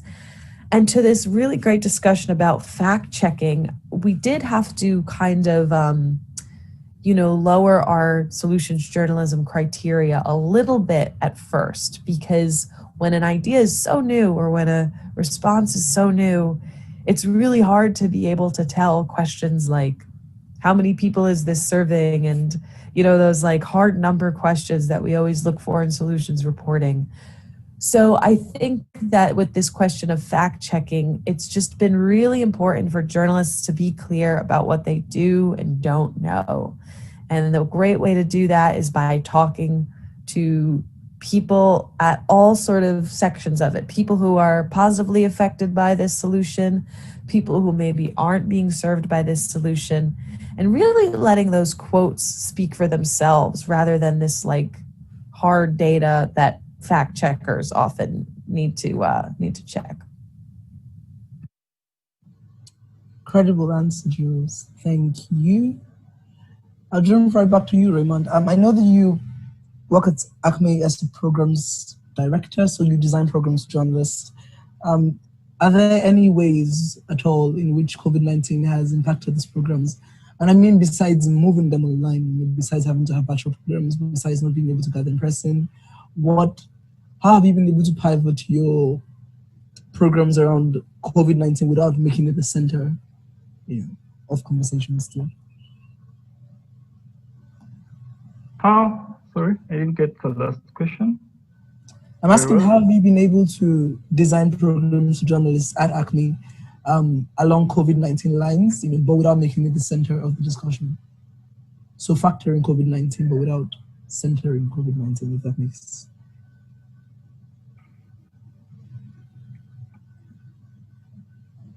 Well, that's actually part of ongoing research.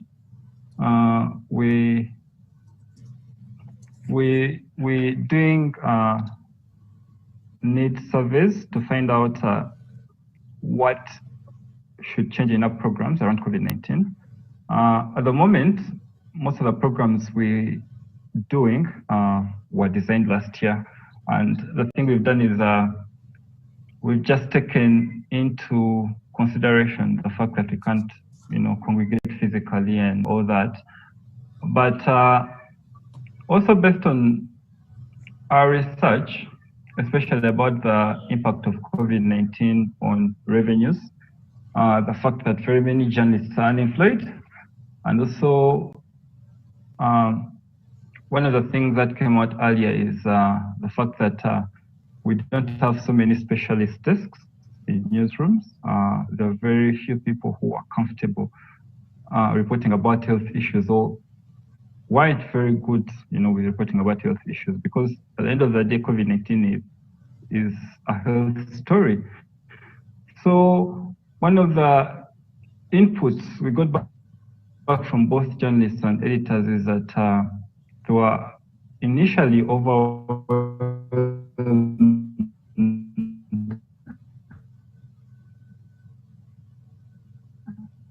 in March and April. We thought some of the issues were kind of new. For the next year, we're looking at designing programs that take this into consideration. How do we help newspapers?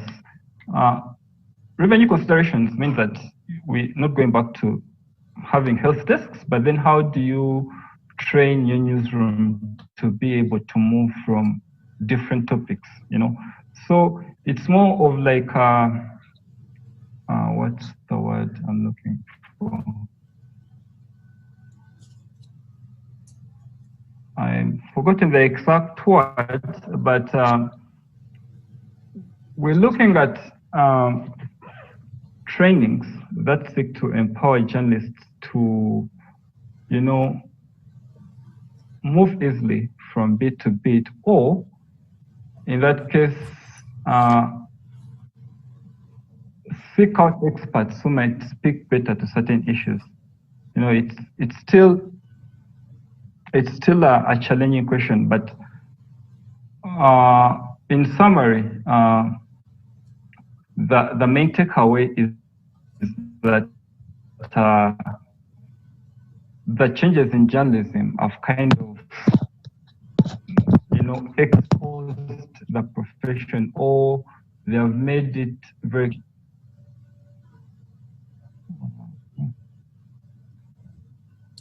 Thank you so much, Raymond.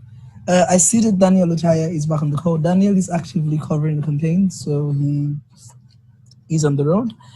But I think what's very interesting about Daniel is that I watched him share his COVID-19 story on MBS, how he got COVID-19 and how he spent 14 days at the treatment center. And what was very interesting was Daniel documented most of this experience with his phone, so he documented each day of it. So I have two questions for Daniel. One, Daniel, what is the role of a journalist to document in a pandemic? How crucial is this role of a journalist in documenting, and what does this documentation look like? And my second question is, I've seen many news consumers talk about documentation over the safety of the journalist. So even as we document, and this applies to the elections you're currently covering as well, so it's kind of like a double barrel question, but even as we document whether a pandemic, whether elections, how are we ensuring that we're also prioritizing safety of the journalists, even as documentation happens? Daniel? Hey, thanks, guys. Can you hear me loud and clear? I hope you can.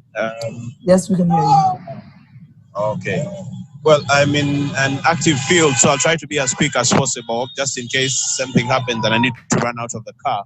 So for me, covering the COVID-19 pandemic didn't get any worse, because I got the disease. I felt the pain of people. I was there with other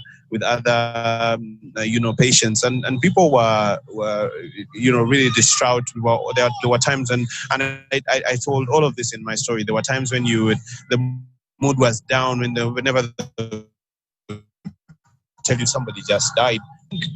As we talk about solutions and solution-based journalism and how we can document safely, I think the first solution we need to seek is that exactly. How do we do it without putting ourselves in so much risk? We do also have to understand that journalism in itself is a risky endeavor, because while the rest of the country was locked up in their homes, we had to be in the in the thick of things in move around with sanitizers and all those things, but even then I still got the disease. Now that shows you that you certainly cannot be so sure as to how safe you are when it comes to a disease you cannot see. But also, I think citizen journalism is something that I've caught up. I think is catching up slowly by slowly in the third world countries like my own. But I think the biggest job in the COVID-19 pandemic for us journalists was being done by citizen journalists.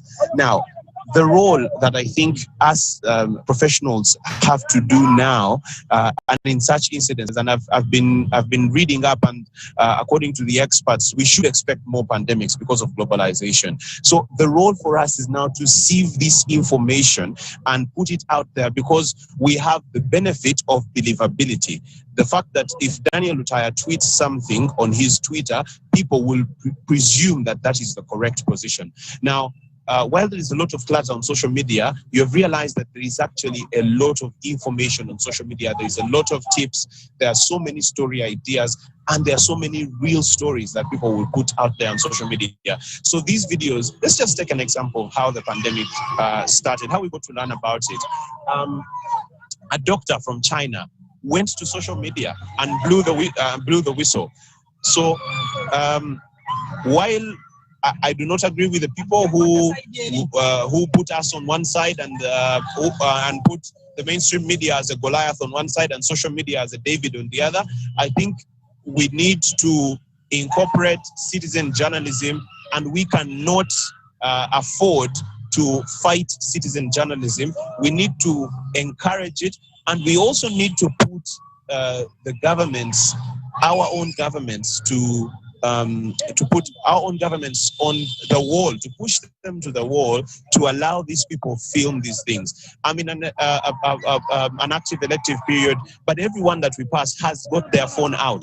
They're recording videos. We just had riots in Kampala 1 week back, and most of the videos, yesterday, the president of Uganda was speaking to the country in a national address, and guess what he was relying on as videos? He was using the social media videos.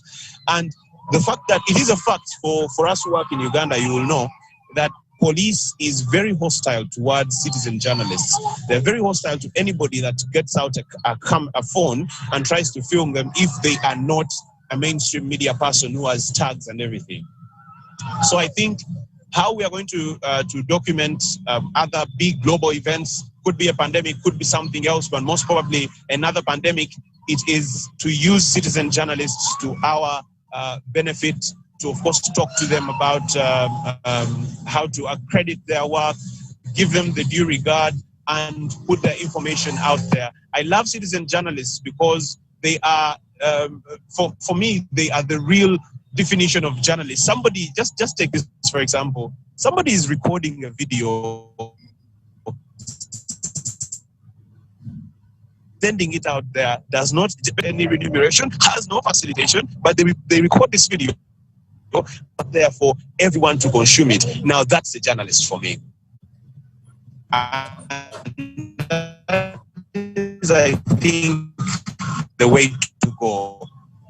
Those people we need support. Thank you so much, Daniel. I do have another question for you. I'm going to give it right away to you before you run off again. And I think what I want to know now is, and what I think many of us want to know as well, is what are some of the ethical dilemmas you've had to deal with, whether personally or what have you seen other journalists deal with, when ethically, what are the ethical situations they've been in when covering both elections and even covering COVID-19?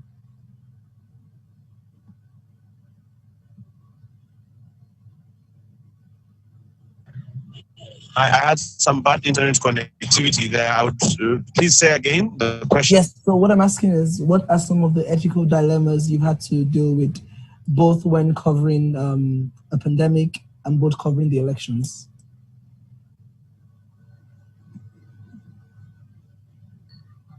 First is personal security, personal safety. Because I'm covering the leading opposition candidates in our election, the National Resistance Movement, which is the party in power, has branded me as an opposition journalist. Well, that is tear gas. Don't mind. You'll hear some things going off. That is something, well, normal for Ugandan elections. But let's move on. I'll tell you, when you cover, like I am doing, an opposition candidate, then the government in power will brand you as an opposition-leaning journalist. Now, when they do that, it is dangerous for you because the supporters of the NRM will believe that you are indeed an opposition cadre. And because of that, you cannot no longer do your job successfully because sometimes you simply want to go and speak to somebody from the ruling government. You need to get sound bites from them. You need to interview them. You need to get some information from them. They will not trust you anymore. Now, because of that, you find yourself in a situation where you are forced to do one-sided stories because just nobody wants to talk to you. And then also, now, because I am this side covering this side of the campaign, you cannot balance the story quite well because if they are watching all the televisions at the same time. If, for example, we enter a district and the resident district commissioner who is in charge of security treats the opposition, if security beats up supporters, if security does something wrong, then you need to get his side of the story, which is the right thing to do according to our ethics. But unfortunately, when you do that, then they'll say the people that you're covering, the opposition people will say, why did you cover that? Now they will stop giving you the scoop on stories. So you are stuck between following your ethics or ensuring that you have the scoop and you have the trust of your source, in this case, the opposition politician. So it is kind of like that. Of course, in covering COVID-19, it was mostly about information and what is the misinformation. Some would say the government is lying, whereas you had to take the official government position, and then at times government would come and change their own position. And if you went and used another, statistics, COVID-19, the whole reporting about COVID-19 was mostly about the statistics. Now, when government gave you their statistics and they just did not suffice, then you had to use the statistics that are coming from international agencies like Reuters, like Johns Hopkins, and whenever you would use that and the government saw that, then you would be faced with a dilemma of same kind of like what I'm facing now, where the government is not trusting you, they're calling you an agent, they're calling you all sorts of things. So it is very, very, it is a thin line, I must say, because and you know, when COVID came to some of our countries, it is being used as a political football. So because of the politics that are surrounding this disease, and it's a terrible disease, I had it, I can assure you, people are really suffering. But because of the politics around this, people are not believing any story. It's very difficult to make people believe that there is COVID-19 in Uganda. Now, this is because the opposition has told people that there is actually no COVID in Uganda. And that is because the opposition is having their open rallies, they're having masses of people, thousands of people against the COVID-19 standard operating procedure. Now, because it's happening in Tanzania and and we don't have a record of thousands are dead and millions are dying in Tanzania, the people in Uganda are also not believing in the COVID-19 story. So the COVID, even my story of COVID-19, there are people who didn't believe. They said, they just took you in a hospital and you did a story and they gave you money. And yet I was ill, I used my phone and all those things. So trust for me, the trust of the sources, but on the other hand, also the trust of our most important stakeholders, who are the consumers of our content, the viewers of our televisions and the readers of our newspapers. That's, I think, where the thin line is being drawn. Thank you so much, Daniel. I'm going to jump back right to Julia, and I'm going to be asking a question that we have in the chat box from Patricia, from earlier actually. Patricia is asking, how can I do a solution story without sounding like PR company or its people? That's a great question, Patricia. And that's something we get asked a lot, because even the name solutions journalism, it kind of does sound like it's PR. I would say that the number one thing to do is for the journalist to be really clear about the limitations of the approach. So, for example, I keep going back to this example about the engineers in Kenya making masks and ventilators from scratch using 3D printers. That was great, but the journalist was really candid about the limitations, the fact that it was actually really expensive to do that. The material to load the 3D printers was really expensive. Similarly, in the story from Minority Africa, it was great that these women were able to connect via WhatsApp, but the Telegram connection wasn't as great. So it's really about communicating the limitations of a response to avoid advocacy. And it's also about making it about the approach rather than the organization. So a way you can do that is, let's say you want to report on, a group in Uganda that's providing free food to people in need. A way to report on that without making it sound like PR is to ask yourself, are there any other groups doing this? So I can make it about the approach, the how, and also, again, about limitations. Where is this group falling short? Who is this group not reaching? How are they funded? Those really critical questions that you would bring to all journalism, you want to bring that to a solution story as well. Absolutely true. I think I have a question here as well from Ishak, which is actually for you, Julia. And Ishak is asking, how have you handled your career with professionalism together with your personal interests? How do you strike a balance between the two? I'm not sure I clearly understand it, but I think he's maybe asking the same thing you've answered as well. Maybe how you balance reporting on solutions and being professional at the same time, perhaps. Yeah, that's a great question. And is this for me or is this for someone else? Sorry. It's for you. It's okay.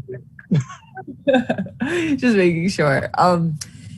I think that sometimes, with solutions journalism, people hear that and they think, oh, the journalist is picking the solution. They think, Caleb is really interested in reporting on the human rights of all people. So Caleb's going to pick solutions that he likes. So I think about drawing the line between your personal interest and your reporting interests is, again, like thinking about it almost as an investigative story, going in with the framework that, you want to, in order to hold power to account truly for those personal issues you care about, you have to be really critical, even about the solutions too. And I mean, to that question of like your personal interests, I mean, there's this whole kind of debate about objectivity in journalism right now. And I think it's hard to talk about because I think there's no way for journalists to get around reporting what they're interested in on some level, right? Like, what Daniel was saying really opened my eyes about citizen journalism because they don't have an agenda. They just go out and they report what they see and they come back. Whereas career journalists, especially if you have a beat, if your beat is health, if your beat is education, if your beat is human rights, whatever it is, of course you have to go out and find stories along those lines. But I think the important thing is just to be as critical as possible of whatever it is you're covering. That's a good question. I agree. The objectivity conversation is probably into panel of its own. Raymond, I know you've worked as an investigative journalist, so I'm going to direct this question to you. Fasten9@gmail.com is asking, if I reported a story that is in the left hand of the authority, I'm arrested and detained, is there an international media collaboration or of some sort that can help journalists in such a situation? So basically about journalism safety as well. Raymond? Sorry, please ask you to repeat that. Yes, so they are asking, if I reported a story that's in the left hand of the authority and I am arrested and detained, is there any international media collaboration of the sort that can help journalists in such a situation?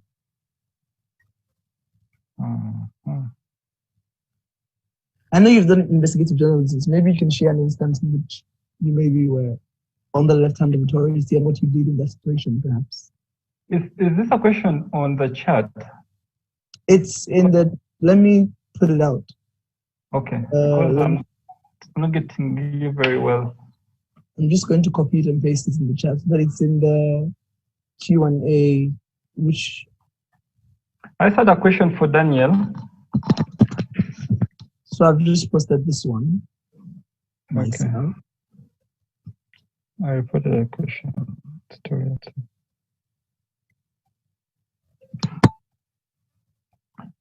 Yes. To answer this, yes, there are organizations that can help you. For Uganda, I think there is a human rights network for journalists. That's HRNJ, there's a local association. And then there's also different international associations that come out to assist journalists, in such situations. I don't have them offhand, but I think a good place you can look is actually the resource center on the Global Investigative Journalism Network website. That's gijn.org. They have a resource center with different, with different resources, scholarships, partnerships, grants, and the kind of resource that this question asks. But locally, there is a Human Rights Association of Journalists or something like that that works on that. Yeah. Okay. Thank you so much, Raymond. I think there's one more question, which I don't know who wants to take it, but we both can. Before we round up. And Fasten 9 is equally asking, is there a way journalism can be modified internationally to manage the violated reported states? I don't know if you can see that in your chat box as well. Juliet, do you have any insight on that before I come to Raymond? Yeah, that's a great, that's like kind of the big question of hopefully this conference, right? You know, how are we going to address the many challenges that exist to addressing misinformation, or even if it's not misinformation or fake news, you know, what are we going to do about, I think Daniel was talking a lot about this, just like sort of the imbalance that's in media, which voices get to be heard. I don't have an answer. I just think it's a good question. And maybe by the end of this conference, we'll have some more insight, because I think that's what a lot of the sessions will be about. Thank you so much, Julia. Raymond, how about you? Sorry? I'm asking how about you? Same question. Can you repeat the question? Yes, it says, is there a way journalism can be modified internationally to manage the violators of the Fourth Estate? It's in the chat box as well, if you can see. To manage violators of the Fourth Estate? Yes. You'll have to come back to me on that. No, not at the moment. Okay, that's fine. I'm going to hand back to Osher and Stephen in a minute, but I want to know, both from you, Julia, and from Raymond, last words. Any last words as a whole on the topic of keeping journalism alive in terms of uncertainty? What do you want to leave us with today? And I will start from Raymond this time.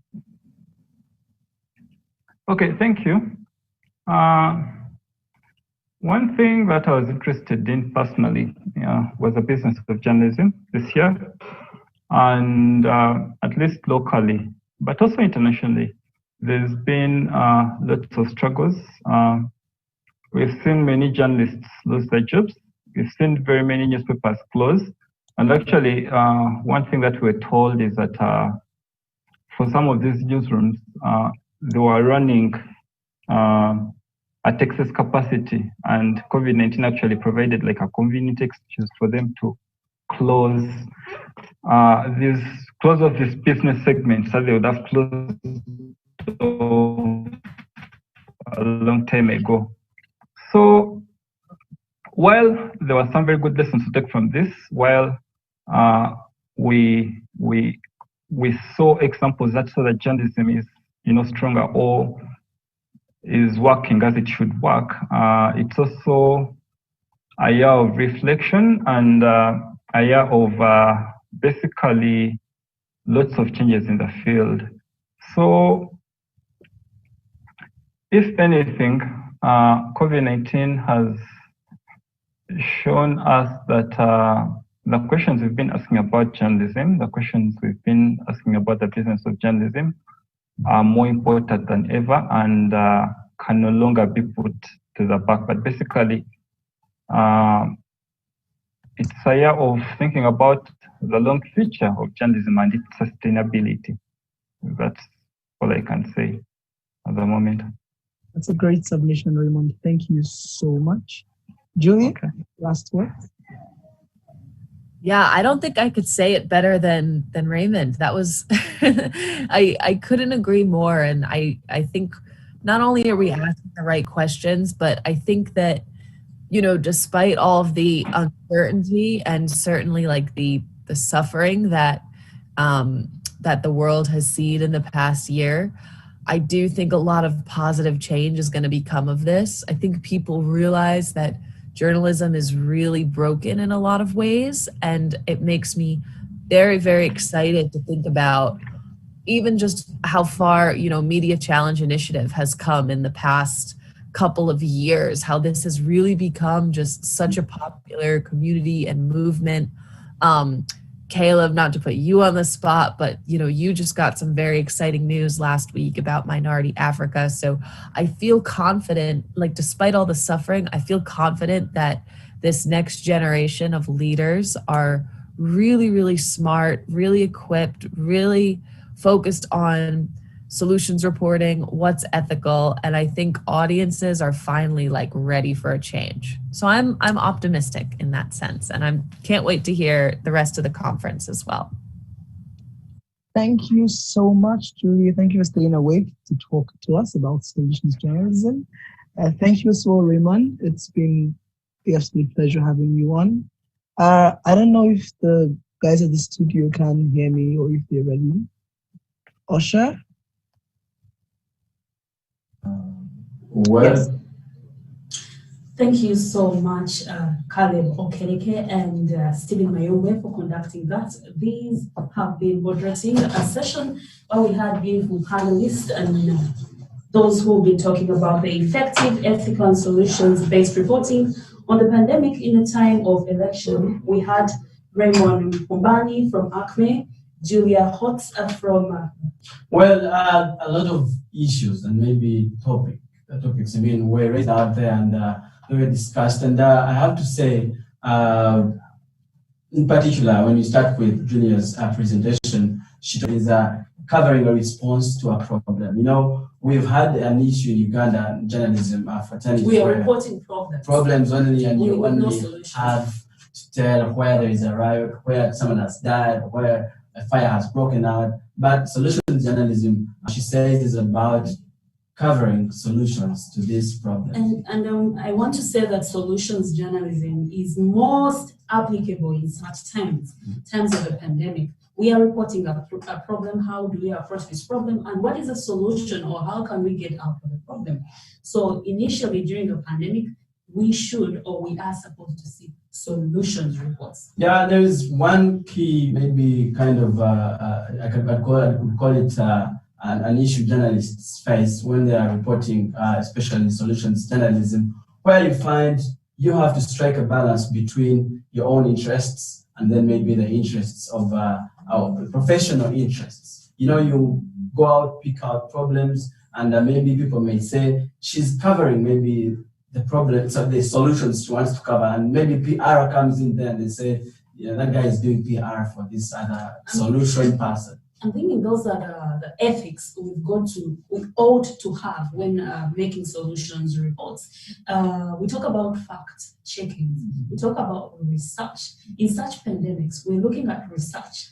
An example of an election in a pandemic where we need to report both situations because public interest. People want to know what is happening in the world of health, and people want to know what is happening in their political scene. So we've got to have best research, whereby we need to strike a balance. Yes, we are reporting these presidential campaigns, but are we making sure, or are we putting out the message that some presidential candidates are not adhering to the SOPs? Or if there's a certain presidential candidate doing this, why wouldn't we copy from that? So I think it well brings us back to how do we strike a balance between the two, and that will avoid us from dropping certain situations. Some of us have dropped the pandemic, yet COVID-19 real. We've lost people, we have lost friends, we've lost families, and we still are forgetting that we need to wash our hands. Yeah, Raymond came in there, Raymond from ACME after that, and then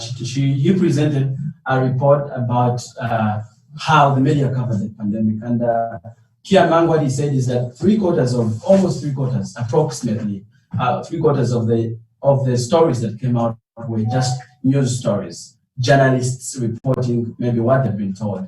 Maybe there are 20 new cases and stuff. So he says maybe what lacked is journalists doing feature stories, investigative stories. But you see, in a time of a pandemic, that is a critical issue, whereby you as a journalist, we faced a challenge that it was a pandemic and everyone was reporting about COVID-19, regardless of whether you're a health reporter or a current affairs reporter or whatever. So that is where we lacked. And the fact that there was not enough resource, that's why we were reporting that way. But that was a problem that has caused to lack of verified or important information to be fed to the people, because the public believes in media. If the media puts out something, or if the headline is COVID is real, then the consumers will know COVID is real. If the media says this is a lie, or they report certain politician says this is a lie.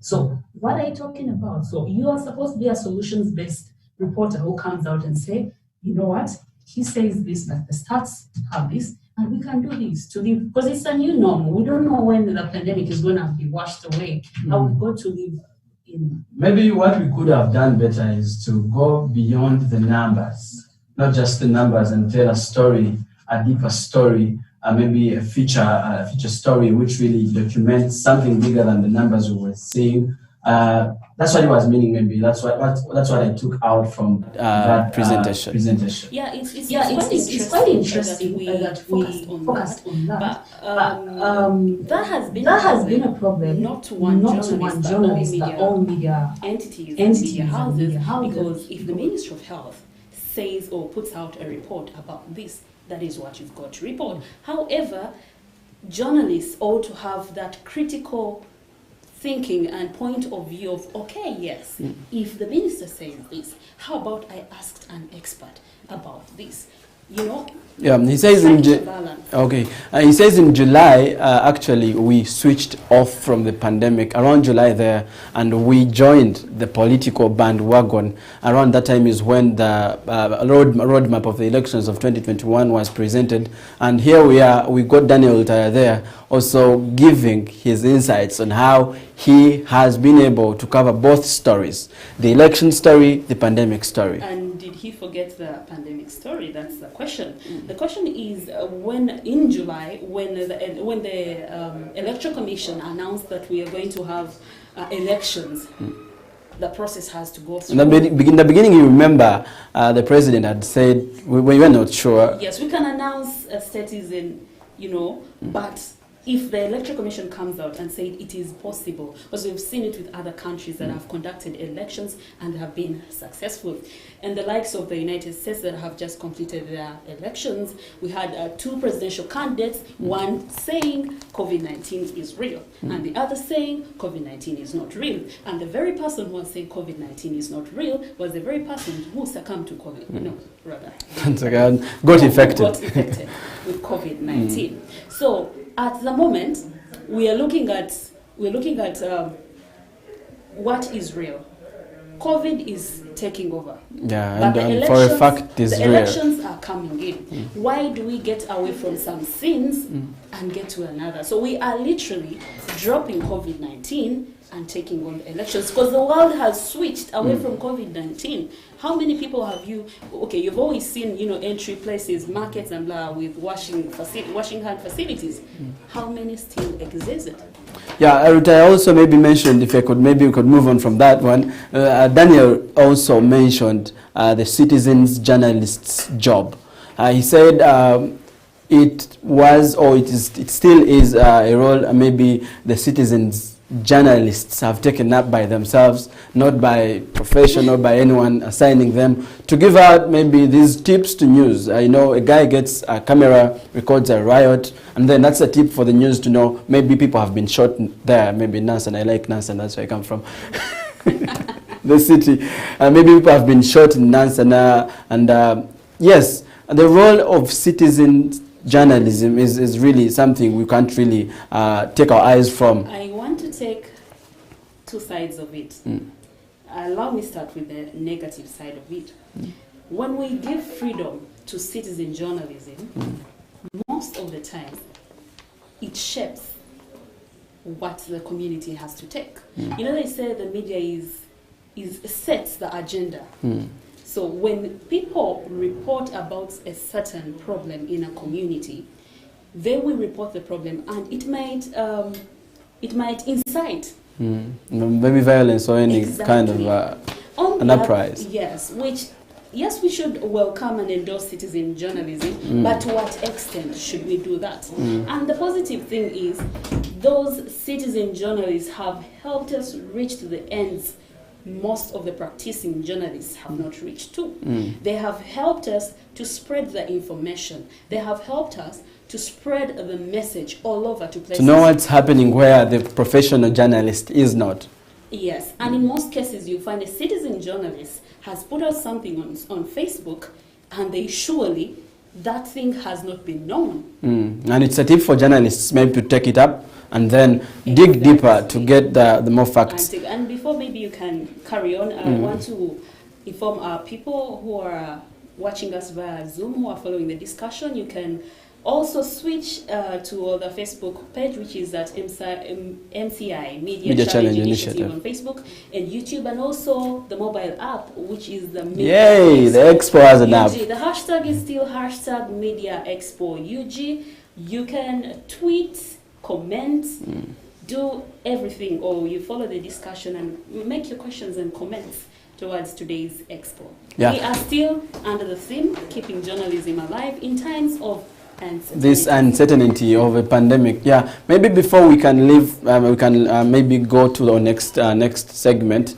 Daniel also mentioned something about being allocated a role. Yeah, and it's a big challenge. I think something we can talk about. You are allocated a role to cover the opposition. And when you are allocated to cover the opposition, maybe Amriyat or whoever is in opposition. Opposition. Okay. So people will think that's the person you subscribe to. And maybe the other side thinks you are covering the person, not as your job, but as your own interests. So it's something that really is challenging. I don't know what you think. My take is, just like our theme today, which is keeping journalism alive, is we need most journalists all to know that most times when you're reporting something, you've got not to be biased. Yeah, but it is evident that some journalists. The problem is you're not biased actually. It is evident maybe that some journalists will be biased while reporting or covering some issues, and some journalists are striking a balance, which either way all are taken in the same category, all are placed in the same basket, which is not right. Asha, if we take an example of retired Daniel, who is covering Bobby Wine right now, if you go to Twitter right now, if you could really follow his tweets and then see who is tweeting, you will see that people who are pro-opposition are saying this is our man. People who are pro-NRM are saying, you guy, you're best. But remember, he's been assigned by his media house to go and cover that story. So what should Uganda know? Uganda should know that a media house has got structures. Exactly. There is a reporter, there is an editor, there is an editor-in-chief, and there is a gatekeeper. Now, by the time a story is aired on TV or on radio, it has gone through a series of sieving. So by the time a story comes out, it is so evident there is no bias. Unless to some stations that do not follow that criteria. But to people who have got structures, to media houses that has got structures, there is always a strike of balance. However, that does not take away what other people think of you. It is evident and it is natural for anyone to always want someone to work in their favor. That is why opposition will say, I want to do this, I want to do this. But let's not forget that regardless of the election, the pandemic is still on. Yeah, regardless of the election, the pandemic is still on and it really kills. Please put your mask on, please. We are in studio, we are social distancing, so that's why I'm not masking up. But please put on your mask. Please continue following all those SOPs that we put out there by the Ministry of Health. Wash your hands, social distance, whatever it takes. And I think I want to say this is, just like we are doing our media expo today virtually, the campaigns are virtual. The pandemic is real. Journalists are feeding you with lots and lots of information through your social media platforms. You can always get fed from those social media platforms to avoid that. And maybe, Dan, I think we need to take our audience through what they should expect tomorrow and what. Yeah, we are still here, by the way, but because later today, the Media Challenge Expo 2020 is still on virtually, and you could skills building workshop session for students, and that will be COVID-19. It is going to be about COVID-19 and health reporting. Amongst our facilitators, we're going to have Karuna Tukunda, who is a communication specialist of African Center for Global Health and Social Transformation, ACHES, and Walter Mwesije from ATV. And tomorrow will be day 2 of the Media Challenge Expo 2020, and it will begin at 9 a.m. as it was today. Maybe we are a little bit late today, but tomorrow we promise that it will be earlier than this. We shall start very early so that we can finish this as early as possible. We shall start with the pre-conference shows at 10. The pre-conference is going to go on, and I think we're going to still keep the time because we're going to still be virtual. Yes. We're going to still be on Zoom. We're going to be still on Media Challenge Initiative pages on Facebook, Twitter, keep the tweets. We're going to still be on YouTube. And maybe, Dan, I think we shall link in Pindi Abasi, who's going to take us through tomorrow's schedule, the agenda, and what follows after this. Because after this, like he earlier mentioned, we have a skills building workshop. The expo is still going on. You just grab yourself a glass of water and make yourself comfortable, stretch a little bit, and get back because we are still on. We may not be in front of your iPhones, your tablets, your desktops, but we're going to be with you now, your audience. So we connect straight to Abbas Bindi, the CEO of Media Challenge Initiative, to take us through tomorrow's program. Over to you, sir.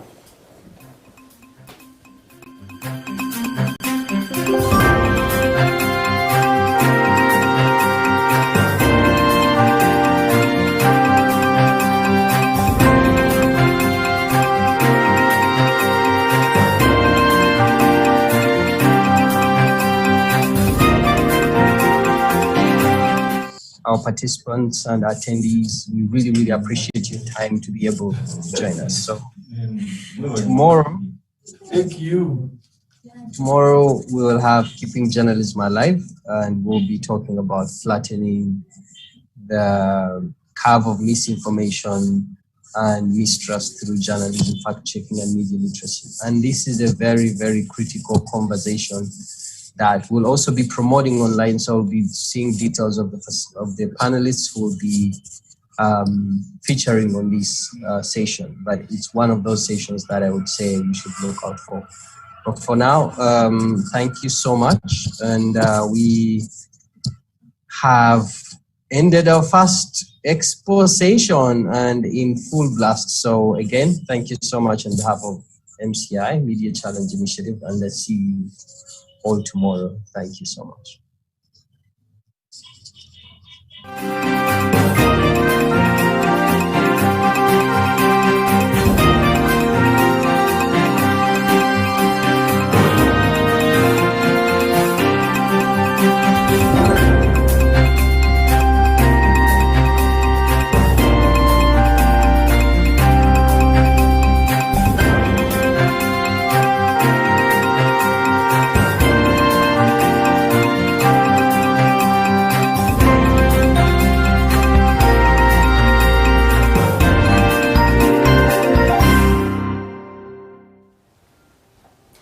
Thank you so much, Mpindi Abasi. That was a closing remark from Mpindi Abasi.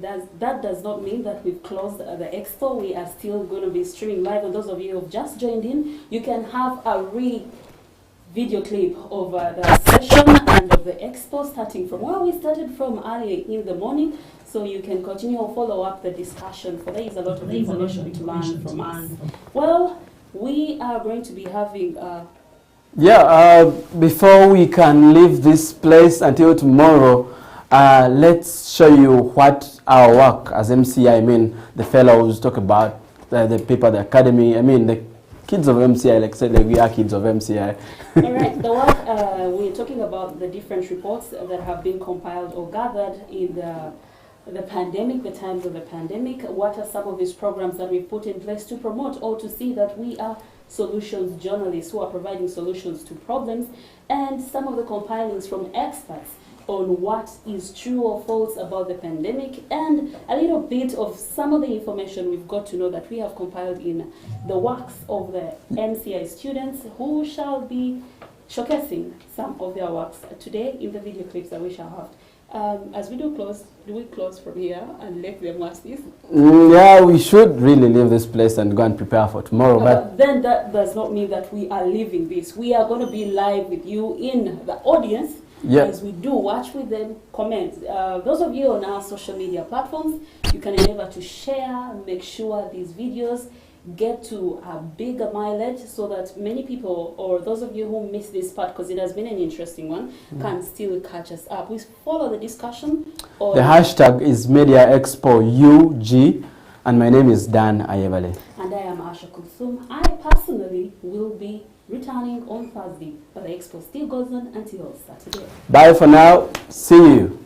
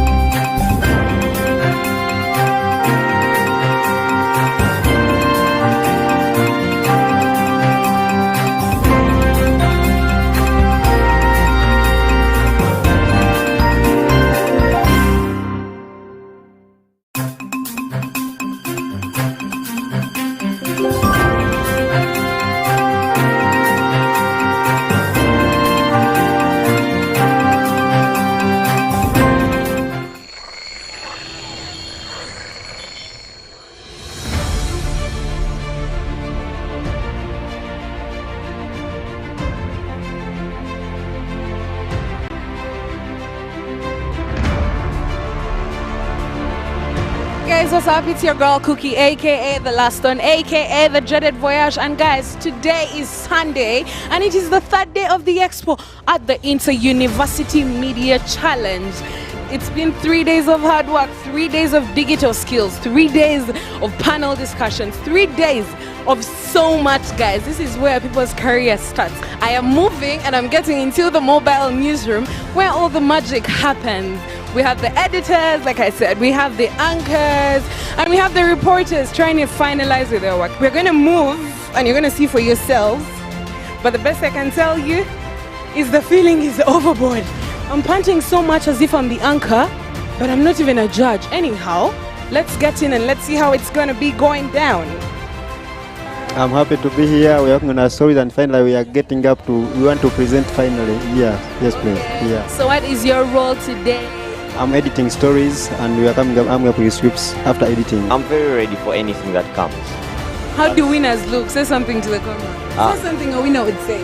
Winners look like me, so if you want to win, just look like me. I'm so sorry guys, I do not qualify because I don't look like him. I feel energy, though kind of shaking, but I have energy. I'm feeling excited. I can't wait to represent my campus. Just tell me how you feel. How do you feel? Because you're super confident. I want to hear that. Well, I feel nervous, yes, but then I always turn my nerves into confidence, and that gives me a way to relate with people because I want to do stories that are for the voiceless. There's a salon in the room, guys. The mobile newsroom has a salon. Please move with me. Come with me, come with me. So. I'm guessing you're an anchor. There's makeup too. Hi, how do you feel? I feel very excited and happy. How do excited people look? Well, they look exactly like I do. What's your name? My name is Kanan Arinda. From where? From Uganda Christian University, UCU. I hope you're as excited as I am because we're going to get everything covered for you and you're going to have such a fantastic moment. Till then.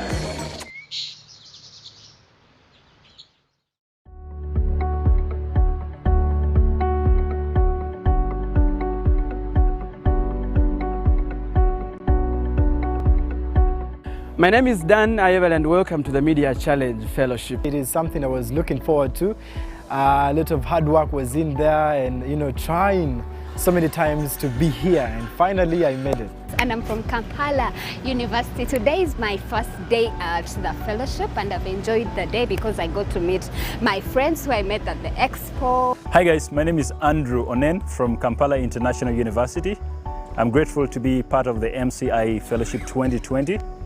MCI Fellowship means a lot to me. I feel this is the turning point for me. I have a background of telecommunications engineering, but MCI made me know that I have a lot of talent in media, and I feel that this fellowship will make me be even better. I've been here for a few hours, but it's so exciting to be around like-minded, aspiring journalists. We've been talking about the upcoming program this week. We have investigative journalism from Solomon Serwanja, the latest Komla Award winner. And it's so exciting to meet him and to learn as much as we can about investigative journalism. I'm so excited to be here. It is a great experience so far. I checked in a little bit early at around 3 and of course, I can't wait to get started. This is my first day of the fellowship program and well, for me the experience is good so far. We are just enjoying the spacious rooms, the environment is very nice. Hi everyone, my name is Mahoros Kovia. I come from DJ University and I must say my day one is already exciting. I've gotten to meet various people that I met at the Expo, despite the fact that I am the only one from DJ University, but I'm excited. I've already met quite a number of very interesting people who have great insights that we actually shared. Welcome to the Media Challenge Fellowship 2020.